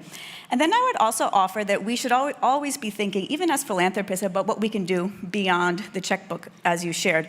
So what is that full range of capital that we have at our disposal, our convening power, the influence we have, inside-outside strategies we can play, the social capital that we bring as people in this room, an all sort of hands-on-deck approach to making change on these issues. And so the question to you, what can the folks in the room do once they leave here this evening? What's the call to action? So the call to action that Stronger Foundation has been leading on is an important one. I think as you leave, you need to make sure your organization has signed it to kind of mark the end of your nice week in Paris and to give you a way into the future. But I would go back to, we need to really rethink the how we operate. It's a crisis of effectiveness. There's a crisis of trust. And so the way, donor effectiveness, philanthropy's effectiveness, being more flexible, having capital that can be deployed differently is really going to be the key. Something has to change. I'll leave you with a quote that I think is very timely. It says, the future is already here, but it's not evenly distributed. So I think maybe you leave also your nutrition summit with that, thinking this is my North Star, and whatever happens, and even if I'm terrified every time I open the news with what next, I know that this is, at least this one I know, and this is why I'm doing what I'm doing. Yes, thank you. And Kate, to finish, now this is a question that I love. If you had a magic wand, what would you do to see happen next? Wow, okay. In addition to, like I said, trying to figure out how we use all the power at our disposal to shift power to the communities with which we work, I would say, as has been shared by you just now, to not let the complexities of what's happening geopolitically or even the bureaucracies, the everyday bureaucracies of our institution hold us back, to really focus on the agency that we do have in these moments. As we know, change can happen in foundations a couple ways. Sometimes it takes 3 years to lobby up the chain to the board to get them to shift priorities in the grant-making strategy. And sometimes it just takes a phone call, a text message, a WhatsApp chat to a friend to say, I've got an idea, let's make something happen, right? And maybe it's co-funding a project you feel really passionate about. Maybe it's an idea for a panel at a conference that's a topic just a little too risky for you to carry yourself, but together you give each other cover. Some of my most favorite things that I've seen happen in philanthropy have come through those methods. So I want to say thank you to all of you for helping us sustain our work, and thank you to Matt and Patil for keeping these interpersonal relationships going. They're keeping me going in this moment, and so I'm so proud to be working with you on this. Thank you, Kate. And we're back to our program. Thank you very much.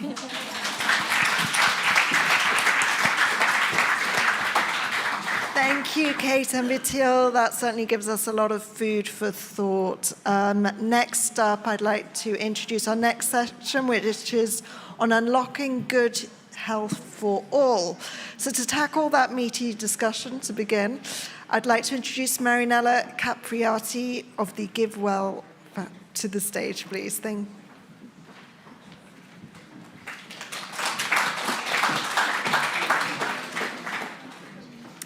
Right, thank you so much. Thank you for having us. It's a real pleasure to be part of this.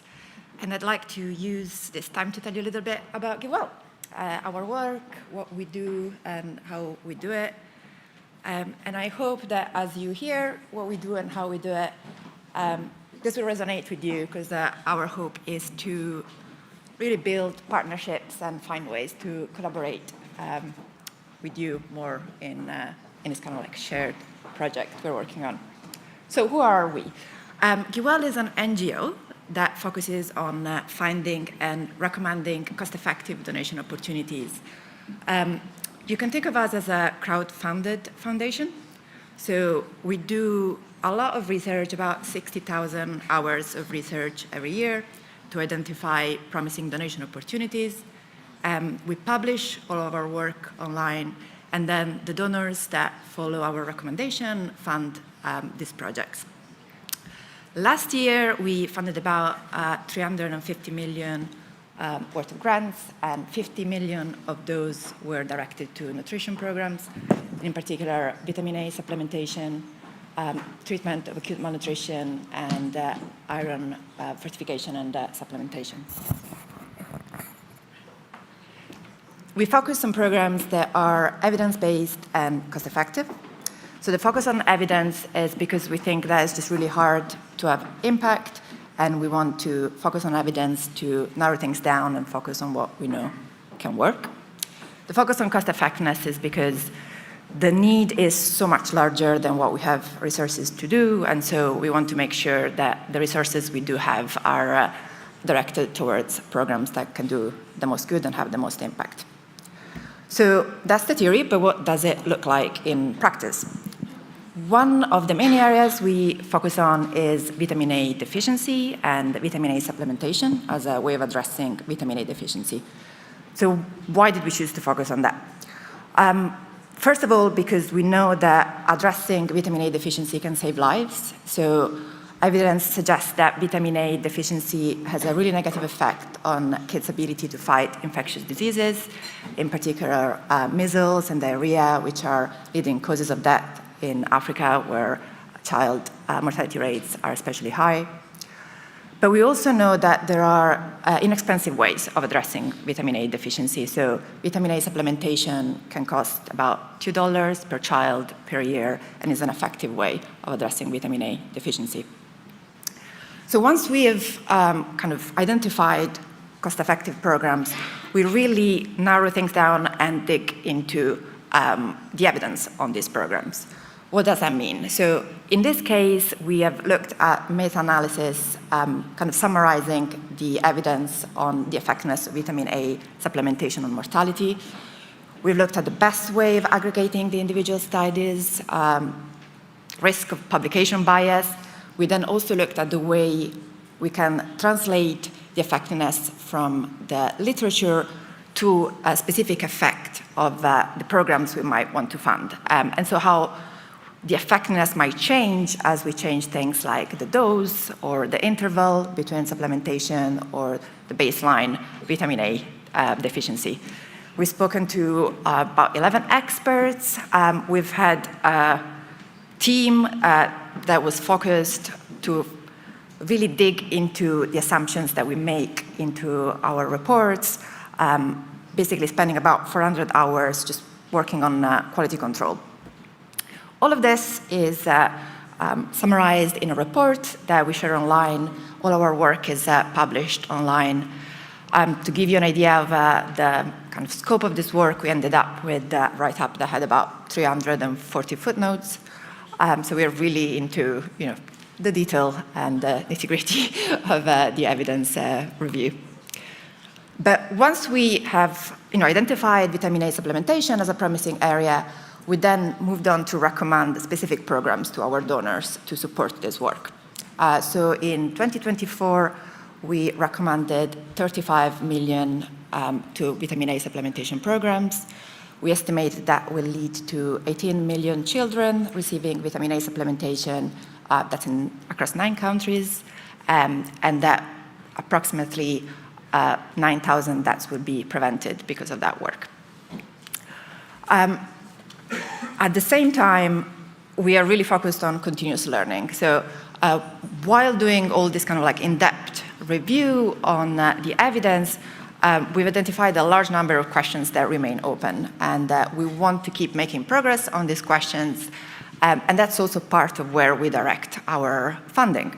So, for instance, one of the open questions for vitamin A deficiency and supplementation is, what's the prevalence of vitamin A deficiency across different countries? And that's something that we're interested in making progress on through additional grants. And that's really a key part of our work. We want to be able to make better decisions in the future than we're able to make today. And we are really open to changing our mind on what programs are the most cost-effective and where we should recommend funding on the basis of new evidence.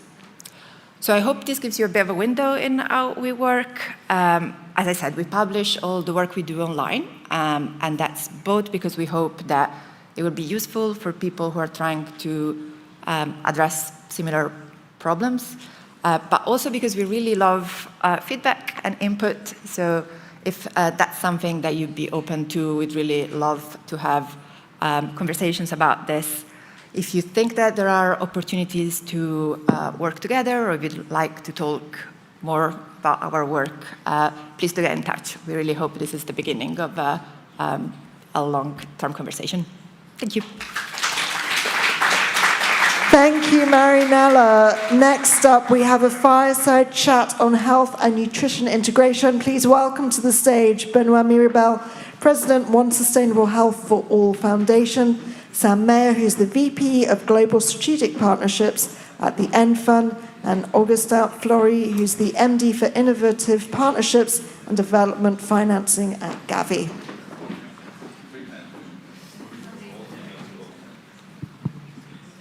Who's going to make the joke about gender equity?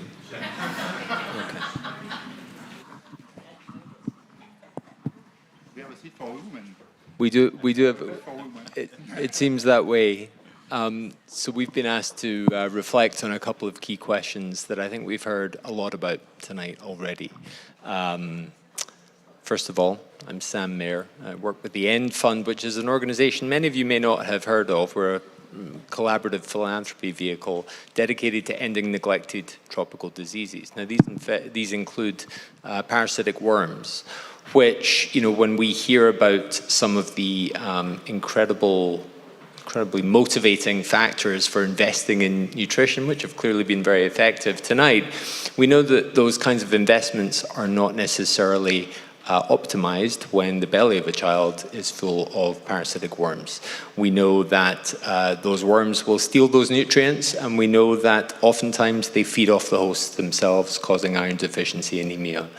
And as a result, I find myself making all of the cases that I've heard here tonight, only replacing the word nutrition intervention for deworming most often. And so it's fascinating to me to learn about what is working and what is motivating in this space. But I wanted to pose this question to you both. From your perspectives, why is a focus on integration, which I'm very pleased to see has been such a big thematic focus of this week, this integration between nutrition interventions and broader health interventions, so important? Thank you very much. And I want to start by agreeing with what Will said earlier when he was talking about what the Crook Foundation said, which is, it's really, really important to focus on the high-impact interventions. It's really, really important to, keep a laser focus. The resources are constrained, but also to look at the systems in which they are happening. And this is what Gavi, just for people who don't know Gavi, the Vaccine Alliance is doing. We support access to immunization in low and middle-income countries.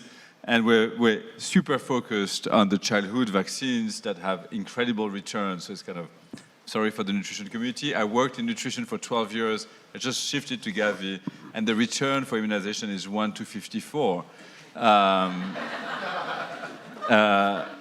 We're also an extremely lean organization. 97 cents of the dollar that we receive from our donors goes to program. And we can be very proud of this and stop there. But actually, when we're looking at the systems and we're looking at the kids that we support, we realize that there's a huge overlap between under-immunized or zero-dose children and malnourished children. And we know that the malnourished children have weaker immune systems and they respond less well to vaccines. And we know that a kid who has an infection, will deplete its nutrition and be more malnourished. And so there is an obvious kind of win-win in doing this. However, it might be obvious theoretically, it's not obvious operationally.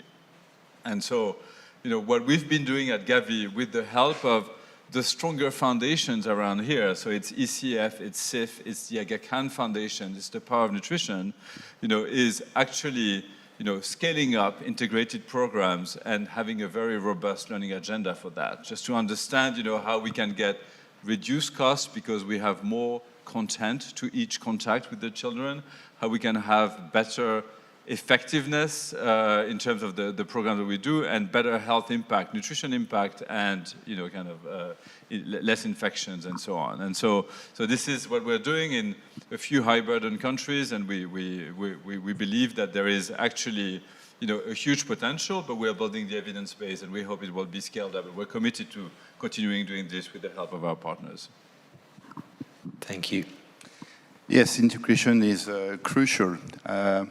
I was just thinking that 29 years ago, we were in Roma for the first World Food Summit with governments, NGOs. At that time, I was working with Action Against Hunger. And we were working with UNICEF, UN agencies, NGOs on establishing the undernutrition causal framework. And everything is integrated. When you start to work on that, this is why unlocking good health, and especially when we have the infectious diseases, and we started to work, for example, on children or even adults suffering from HIV with also undernutrition or not appropriate nutrition, and it's a cycle. We know that. So many publications, but today I think, and Mathilde Misika from OECL said, yes, we know a lot, more and more. We made a lot of progress. And especially, we had 20 years ago, for example, the first migrants, 25 years ago, from part of Africa due to climate issues, were not peasant, were not able to they were forced to move to big cities. It was the first climate migrants. And I was at Action Against Hunger. Then I moved to Merieux Foundation. It's on infectious diseases. And I learned about metabiote. And I understand why we had this increasing obesity reality increasing, because as we know, and the specialist explains that, yes, when for years you are in a rural area with the food that you have in that, and then moving with, in a big city with, a different kind of food and drinks, it affects your body. So the publications are very important. And the integration was the case when I was, and this is the case with Action Against Hunger. You cannot combat undernutrition with WASH, with mental health of the mother.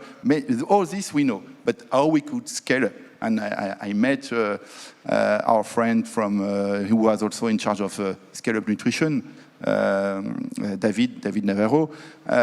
We need to accelerate this. I think this reality of integration, and I've been invited, and thank you, Matt and the team, especially to speak maybe about this potential that we have through the One Health, planetary health, SDGs. The SDGs are crucial also to combine, but not to be lost, because we need the verticalities, we need the specialists, but how to work horizontally in integration. Okay, speaking about accelerating, if we could just make this last question a quick one. We have the dinner. Thank you very much. I think to sum up, we need integration because communities need it. And governments want it. And that's not something that we have heard so much about, but I think is absolutely critical, and we need to be paying more attention to the progressive policy agendas around integration that governments are clearly showing us. This week we've seen it with Nigeria, we've seen it with Bangladesh, we've seen it with many countries. We've had the privilege of supporting work in Ethiopia over the last few years in partnership with many nutrition organizations to support the Federal Ministry of Health. They're incredibly progressive about looking for efficiencies in how programs and campaigns in health are delivered. So we are co-delivering MMS delivery, vitamin A delivery, and deworming. And as a result, of course, the expected cost efficiencies are there. That's first and foremost. But second of all, most importantly, the health outcomes are outsized. And so when we look at return on investment, we've heard 1 to 23, we've heard 1 to 54. I'm going to throw in deworming is about 1 to 45, so somewhere in the middle. But nevertheless, when we look at these, we're seeing governments leading the way. We're seeing the pathways for these incredibly generous philanthropic investments to be channeled towards, and I just wanted to encourage us all to be looking at that. But if there's any final comments you both might want to add around the importance of philanthropy and working with government. Yeah, maybe just one comment from me. All the work that we're doing in that space at Gavi is funded by, is triggered by philanthropy. We have an innovative financing mechanism called the Matching Fund, which is funded by the Gates Foundation, the UK, and the Dutch government. But we need external funding, and all this funding comes from philanthropy. And there is, this is the invaluable, kind of contribution of the philanthropic world is, kind of push organizations like ours to do things that are a bit outside of their comfort zones, and then generate the evidence, and then it can be scaled up. So let's keep working together. Thank you. Final word. And clearly, we could not have the One Sustainable Health Forum without the support of foundations. Fondation de France, Fondation S, Fondation Veolia, and the French Development Agency came also, and were able. But at first, it was the foundation's commitment, philanthropy. And I think that it's where we have still a big space of collaboration. Thank you both very much indeed. Thank you, everyone. Next up to talk on human wellness, we have Elisa Desbordes, who's the CEO of EcoBank Foundation. Good evening, bonsoir. Sorry, I wasn't expecting that much light on the stage. So first of all, let me thank OECD and Stronger Foundation for Nutrition for the invitation. It's such an honor to be here with you today and to discuss an issue that is actually very close to my heart, and I know to all of us here in this room, so which is nutrition. I will be adapting a bit my speech because I think there's a lot of things that have already been said, and I'm also realizing that I don't need to convince you about the importance of nutrition. But what I would like to say is that at EcoBank, we strongly believe in the transformative power of nutrition and its critical role in driving meaningful impact. We know that nutrition is not only a health concern, but it's a catalyst for sustainable development, and it strengthens our economies, enhances education, and fortifies healthcare system. We are a very new player to nutrition, and we haven't had the opportunity yet, I hope, to have impact like some organizations or some foundations here tonight already had. But I would like to share with you a few examples of what we have done. So from 2021 to 2022, we ran the Make the Connection campaign in collaboration with Unit Life, raising awareness about the vital role of nutrition in brain development during the first 1,000 days of life. Because actually the critical importance of the first 1,000 days of life, might be, I want to say, obvious for all of us here in this room, but not for that many people outside this room. And so through this initiative, we managed to successfully engage about 5 million people across the continent. In 2023, we partnered with the World Food Programme in Guinea to provide 600 children with daily nutritious meals throughout the school year, allowing them to better perform at school and enhance their overall well-being. Last year, we hosted the Nourish to Flourish, a Better Nutrition for a Better You webinar in partnership with the Power of Nutrition. And the event, so it was an internal event, so for our staff only, the event attracted about 800 participants. And when we did a poll after the event, we realized, or it was revealed, that 775 attendees felt inspired and committed to taking concrete action to improve their nutrition, the nutrition of their family, and the nutrition of their communities. So through the few examples I just shared, and the reason why I wanted to share those examples with you is because you might have noticed that I did not use terms like malnutrition, undernutrition, hunger, or even like school feeding, actually. And it was deliberate of me, because we actually realized that those terms do not effectively resonate with our stakeholders. And I tend to think as well that it does not effectively resonate on the continent, so in Africa. So besides, for us, eating healthy is not, although it is impacted a lot of people, but it's not on the trend on social media or a new superfood to discover. I just read something about matcha and a replacement to matcha yesterday. But it's really much about understanding the nutritional value of our traditional food, about exploring African growth solutions, cultivating opportunities, creating jobs along the entire value chain, and building the knowledge necessary for long-term change. For us, philanthropy must spark new ways of thinking and doing. And it's through cross-sector collaborations, social enterprises, and grassroots innovations that we will be able to harness Africa's abundant resources to create a future where nutrition fuels prosperity. I personally firmly believe that nutrition is a driver of sustainable and inclusive growth, as well as collective well-being. At the EcoBank Foundation, we stand ready to work with like-minded organizations and like-minded people.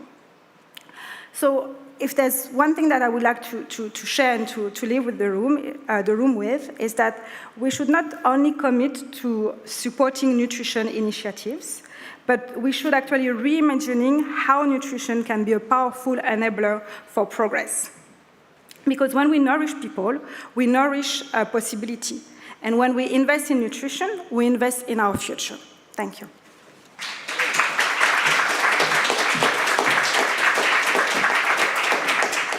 Thank you. Again, more food for thought. So the next panel, we will focus on how philanthropy can build partnerships across a wide range of stakeholders. So please welcome to the stage Naina Suburai Batra, CEO of AVPM, Mel Uluch, Director for Strategic Partnerships of Africa Association, Robert Hawkinson, Director, Global Humanitarian Priorities, the Church of Jesus Christ of Latter-day Saints Humanitarian Services, and the session will be moderated by Matt Reed, Chief Executive Officer of the Aga Khan Foundation.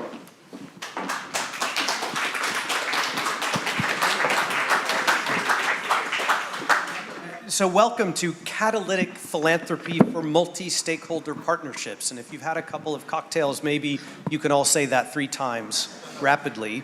So thank you. I want to thank Stronger Foundations, Matt, NetForward, and Batil for bringing us all together here and for doing what I think philanthropy does best, actually, in many respects, which is acting as connectors and as a platform to bring us all together. You know, I can't tell you how many times I've already heard just in the course of today, breaking down silos, et cetera. But the fact of the matter is that sometimes that is what we do best. And I hope that's one of the things we'll talk a little bit about tonight. So we've all been introduced, so I won't do that again. Actually, well, I won't do that. Let me sort of jump in, I think. And I think tonight we have one very, very simple question, essentially, which is what can philanthropy do to help us all work better together? So again, around this theme of connections and how we can be connectors in a fracturing global system. I think that's the other thing that we should keep in mind tonight is that we do have a role to play right now, maybe more than ever before. Let me say a little bit of something about the organization that I work for, which is the Aga Khan Foundation. It's part of a thing called the Aga Khan Development Network. We're active in about 15 countries, Central and South Asia, Eastern Africa. We have a very long-term approach to development, so we've been in some of these countries for 120 years. That's actually quite important to this question of making connections. So one of the things that's fundamental for us is starting at the community level. So again, we've been in some of these communities for literally over 100 years. That means we have been able to build a certain kind of legitimacy, again, to bring people into into cooperation with one another.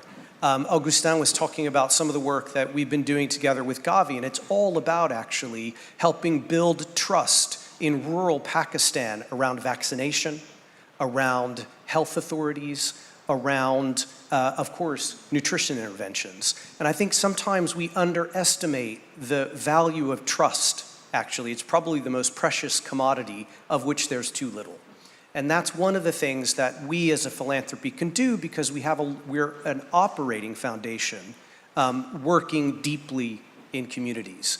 We've made a commitment at the N4G Summit of $45 million of nutrition-related work over the next 5 years. That's the floor, not the ceiling.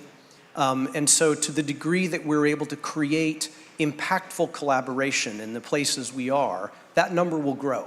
And then we hope very much that it will do.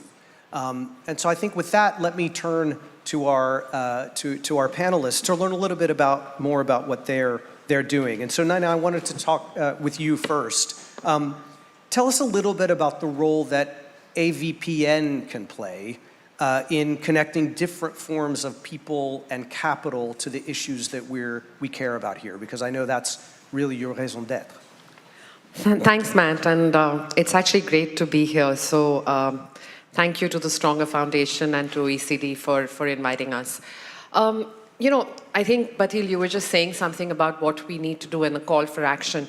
I think one of the reasons we're here is, just for those of you who aren't aware, AVPN is the largest network of organizations that actually move capital towards impact, focused on Asia. And you know, it's interesting. Almost 50% of malnourishment or undernourishment comes from Asia. But there are very few Asian funders who are actually funding nutrition. And that is why we're here. Because as a network that actually looks at moving capital towards impact, even though 30.6% of all Asian children suffer from malnutrition under the age of 5, Asian funders don't see nutrition as a key area that they should fund. They fund education, they fund health, they fund livelihoods, but they don't see nutrition as a cross-cutting area that they actually should be funding. And where I think AVPN can really play a role is to create a community of funders that actually see nutrition as cross-cutting across all the other areas or thematic sectors that they actually choose to focus on. And in order to do that, one of the things that we are going to be launching is this Nutrition Leaders Program. I was listening this evening to the bold commitments that were made in the room. I don't think at this point Asian funders are ready to step up and make these really big, bold commitments. But what we would like to see is if we can catalyze in the next year 10 million from Asian leaders or Asian philanthropists who are not in the room today. That's actually hopefully going to then leverage others to come in. And like you said, it's the floor, not the ceiling. And hopefully that will then tend to grow. The focus really is looking at the intersectionality, as I think others have spoken, between climate, gender, and health. And that's the place where I think we want to focus on and really look at how do we bring funders who are right now looking at gender, looking at climate, and looking at health to realize that nutrition actually cross-cuts it all. I love that idea of bringing in, people, because it's so important actually what you just said about bringing people in at whatever level they can participate and helping them understand how these issues are connected. So many philanthropists think of education as the elevator, of course, that helped get them where they got, but they don't necessarily think about the very foundation having been created, frankly, through what they were able to eat as children or the communities they grew up in that sense. And Mel, I wanted to come to you next. Sorry, we're going to skip over and then, but Mel, tell us a little bit about what the Sasakawa Foundation has been doing to help build some of this awareness at the local level and then connect that to national or even global movements. Yeah, Susakawa Africa Association or Foundation is part of the Nippon Foundation, which is the largest philanthropic organization in Japan. So we are a Japanese institution. Part of what we do, we work in the nutrition-sensitive agriculture sector in Africa. And the Nippon Foundation has been putting a lot of funds to try to catalyze all these systems, working the nexus of agriculture, nutrition, and rural livelihoods in Africa. And our approach is facilitate multi-stakeholder partnerships where we connect actors across the entire food and nutrition value chain. That is central to what we do. Now, we work mainly with smallholder farmers, focusing a lot on women and youth. And we include issues like diversified cropping systems, basically food-based approaches. Prevention is better than cure, as they say. And that's the space where we work in. And we complement this with collaboration with national agriculture extension systems, ministries of agriculture and health, and local government structures to ensure nutrition is embedded in policies and interventions that are carried out within the country. We also link agriculture and nutrition, especially integration of nutrition education, and maybe disseminating nutrient-rich crops, and working with all sorts of partners to carry out efforts which are paired to school feeding programs and women-led food enterprises. We work a lot in partnership with the private sector to bring in the element of sustainability, which is really critical to all these things that we do. Adoption is extremely important.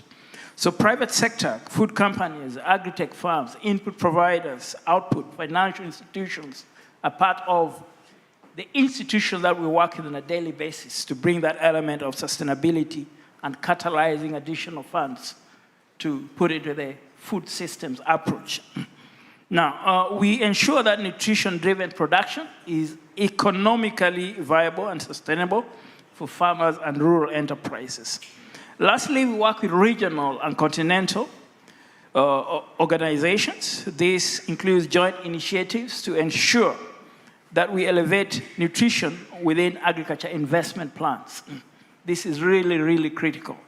And we also work a lot on advocacy and at the global level to influence the system so that local voices and innovations can shape global nutrition programs.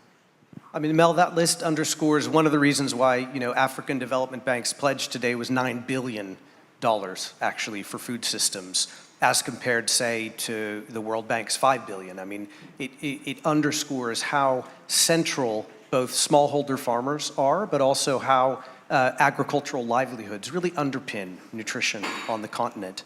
One of the stakeholders you didn't mention was faith-based organizations, and so I want to turn to you, Robert, to tell us, how does the Latter-day Saints group, how do you work to foster large-scale collaborations, and what role can faith-based organizations play? Yeah, I'll share 2 or 3 observations we made a few years ago that I think get to that, and then talk about the role of faith. First, 3 or 4 years ago, I started to observe kind of an increase in competition among NGOs for donor funding. And there were some setbacks in some of the funding and things, but what was distressing about it is they started to compete with each other. They started to turn into themselves and away from each other. And we saw a reduction in collaboration and even cooperation. And that didn't feel right in this sector that usually is very collaborative. Second of all, as we observed this, we could recognize that different organizations have certain things that they're really good at. They have different strengths, and there's a lot of complementarity between those strengths. And if they're going to recede, we're going to lose some of that strength.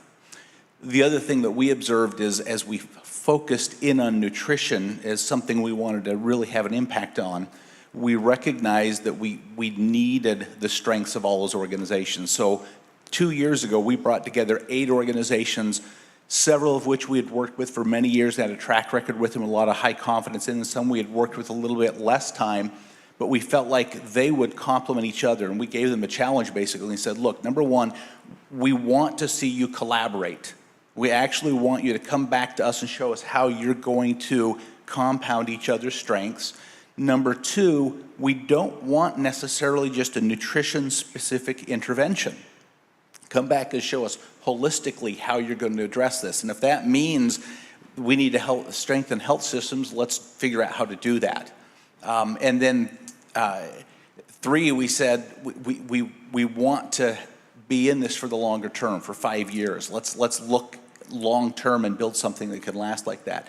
And we've seen these 8 organizations come together and form 4 groupings or consortia that are working together, and we're just starting to see the leverage that's coming out as they work together and they share resources and they share ideas and they train each other's staff. We see some really exciting things taking place. On faith, I think it's really interesting. I think sometimes we make a tremendous disservice if we overlook or dismiss faith in a community. I think we should think about faith as the very fiber that's woven into communities. And it's not usually a single fiber, it's many different fibers woven together, and they're different colors, and they're different strengths, and they're different textures. And when you weave all that together, you get something really beautiful and really strong. And I think that the motivation that comes to a faith community, if we can unify that between different faith communities within a community, there's tremendous motivational power for people to come together. Most faith communities are motivated to reach out and serve others, to lift their own community. And when we engage that power, we have more power than anything else we can do. Well, I think that's a great way to end, which is, again, how can we knit communities together? And each of the panelists tonight has talked about that. We're happy to be here with all of you, gathering in a community of people who leave, I guess, re-energized to combat malnutrition now, again, in a fracturing world, and it requires our optimism and action. So thanks all very much for sticking it out. And I think, Matt, oh, I'm sorry. Oh, I'm sorry. Oh, what a downer. All right, thank you.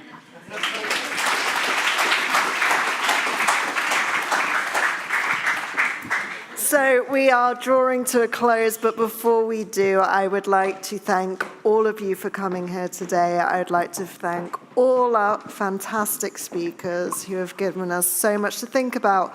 And as Ban Ki-moon said, be bold. I think we saw that in this room across multiple stakeholders, from very large-scale pledges to smaller ones. So thank you, everyone. Now, before we do close, I'd like to introduce Brigitte Pont, who's the Special Envoy on Nutrition Security General of the Nutrition for Growth Summit of the Government of France. And the final words will come from the man who doesn't really need an introduction, but Matt Freeman, who's the Executive Director of Stronger Foundations for Nutrition. I'd also like to thank the OECD and, of course, Stronger Foundations for Nutrition for bringing everyone together.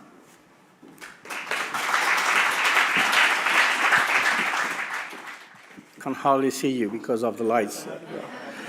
The speech they've drafted for me says excellencies. I think every excellency is right now sleeping or at the Folie Bergère or the Crazy Horse or whatever you know. Anyway, I know many of you, like yours truly, have been awake since 5:30 in the morning, but here I am. And that's why I love you, because you're a bunch of crazies who are, come on, this is 10 o'clock in the evening, and you're still discussing this nutrition. And that's why I like it, because, I'll tell you what, you're believers, and I'm one of yours. This has been a incredibly evening. Very rich in exchanges and commitments, and I'd like to express my gratitude to Stronger Foundations, of course. Dear Matt, you've been such a supporter during this journey towards, I don't call it N4G, somebody said peak N4G. And we're a Mountaineers Row party, climbing up that mountain. And also to the OECD network of foundations working for development for organizing this event. And, you know, I remember when you told me we are crafting a new way of designing development for the post-2030 era. And that was such an inspiring thought. Thank you for that.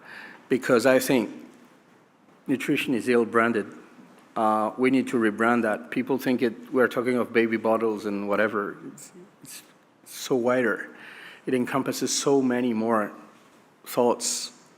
People say it's complex, but it's wide, in fact.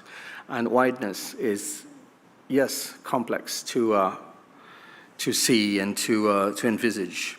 So thank you for bringing together all those players in philanthropy and development. And philanthropy is very inspiring in France, where we don't have this culture of philanthropy. People think that because they pay taxes, they don't owe anything at all, you know. But, you know, this sense of paying back is great as well. And it raises the human side of human beings, and I think we should support that. We are all together united by two common convictions. Nutrition is an essential level for sustainable development.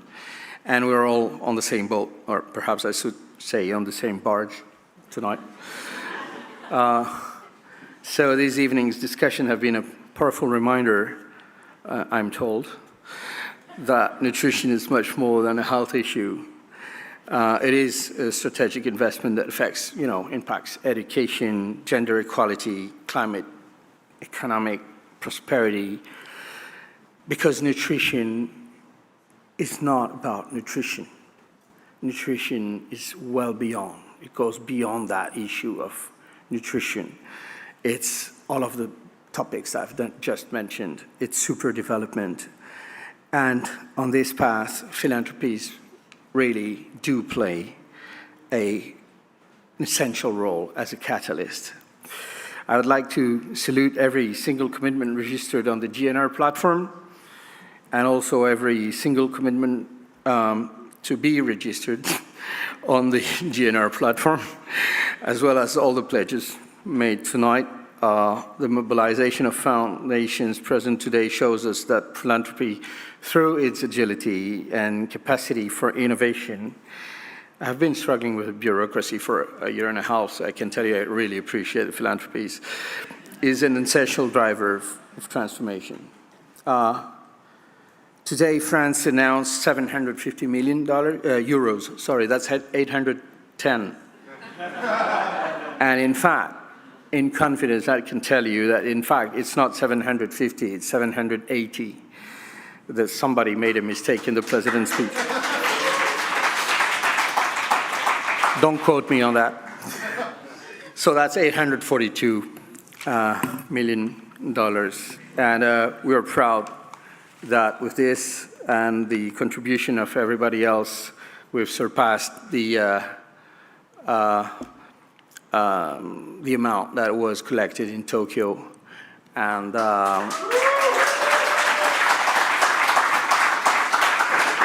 like I said, this doesn't have to be a beauty contest, but it feels good to feel beautiful. Now, beyond individual commitments, what emerges from our discussions is the absolute need for better coordination. Since the beginning, I've kept saying, you know, it's pointless to collect money and raise, you know, funds and whatever if we don't have a common vision, if we don't discuss policy and what this actually means.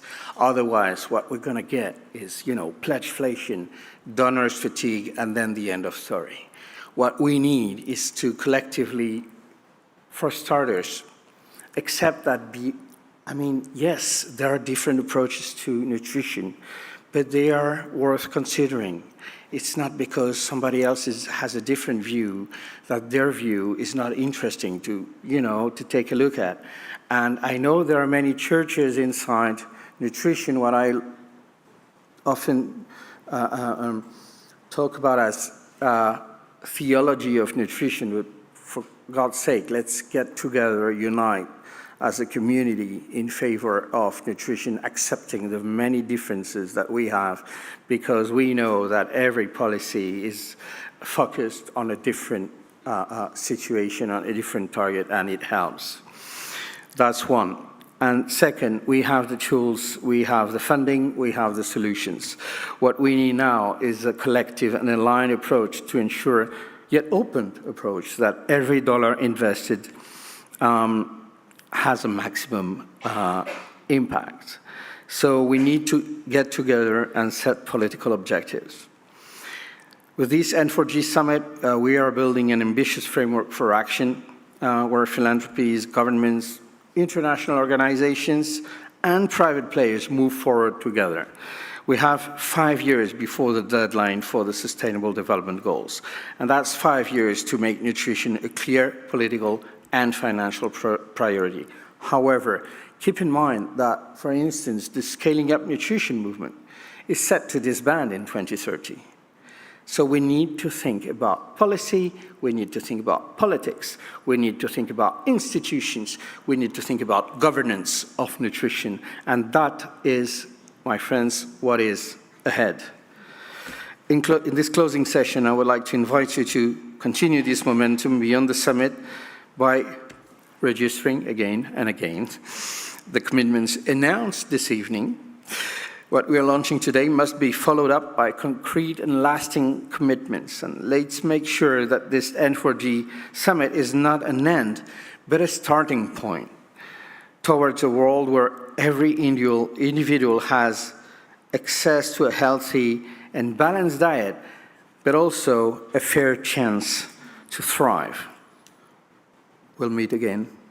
Thank you very much. Please, Matt. The floor is yours. I love that line. Oh my God, it's not a beauty contest, but it feels so good to be beautiful. Are you kidding me? Are you kidding me? Don't worry, this is going to be short, I promise. Your Excellencies. Now, I mean, there's so much respect for everyone in this room, for everything that you do. Your Excellencies and Monsieur Beaupront.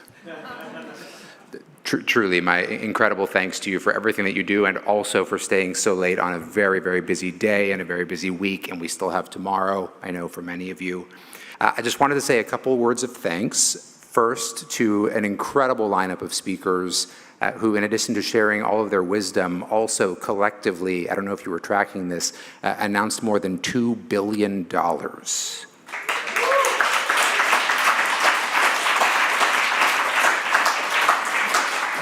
What I wish I had in front of me, and this is my failing for not, is what that means in terms of impact on people's lives around the world. Because ultimately, that's what this is really all about.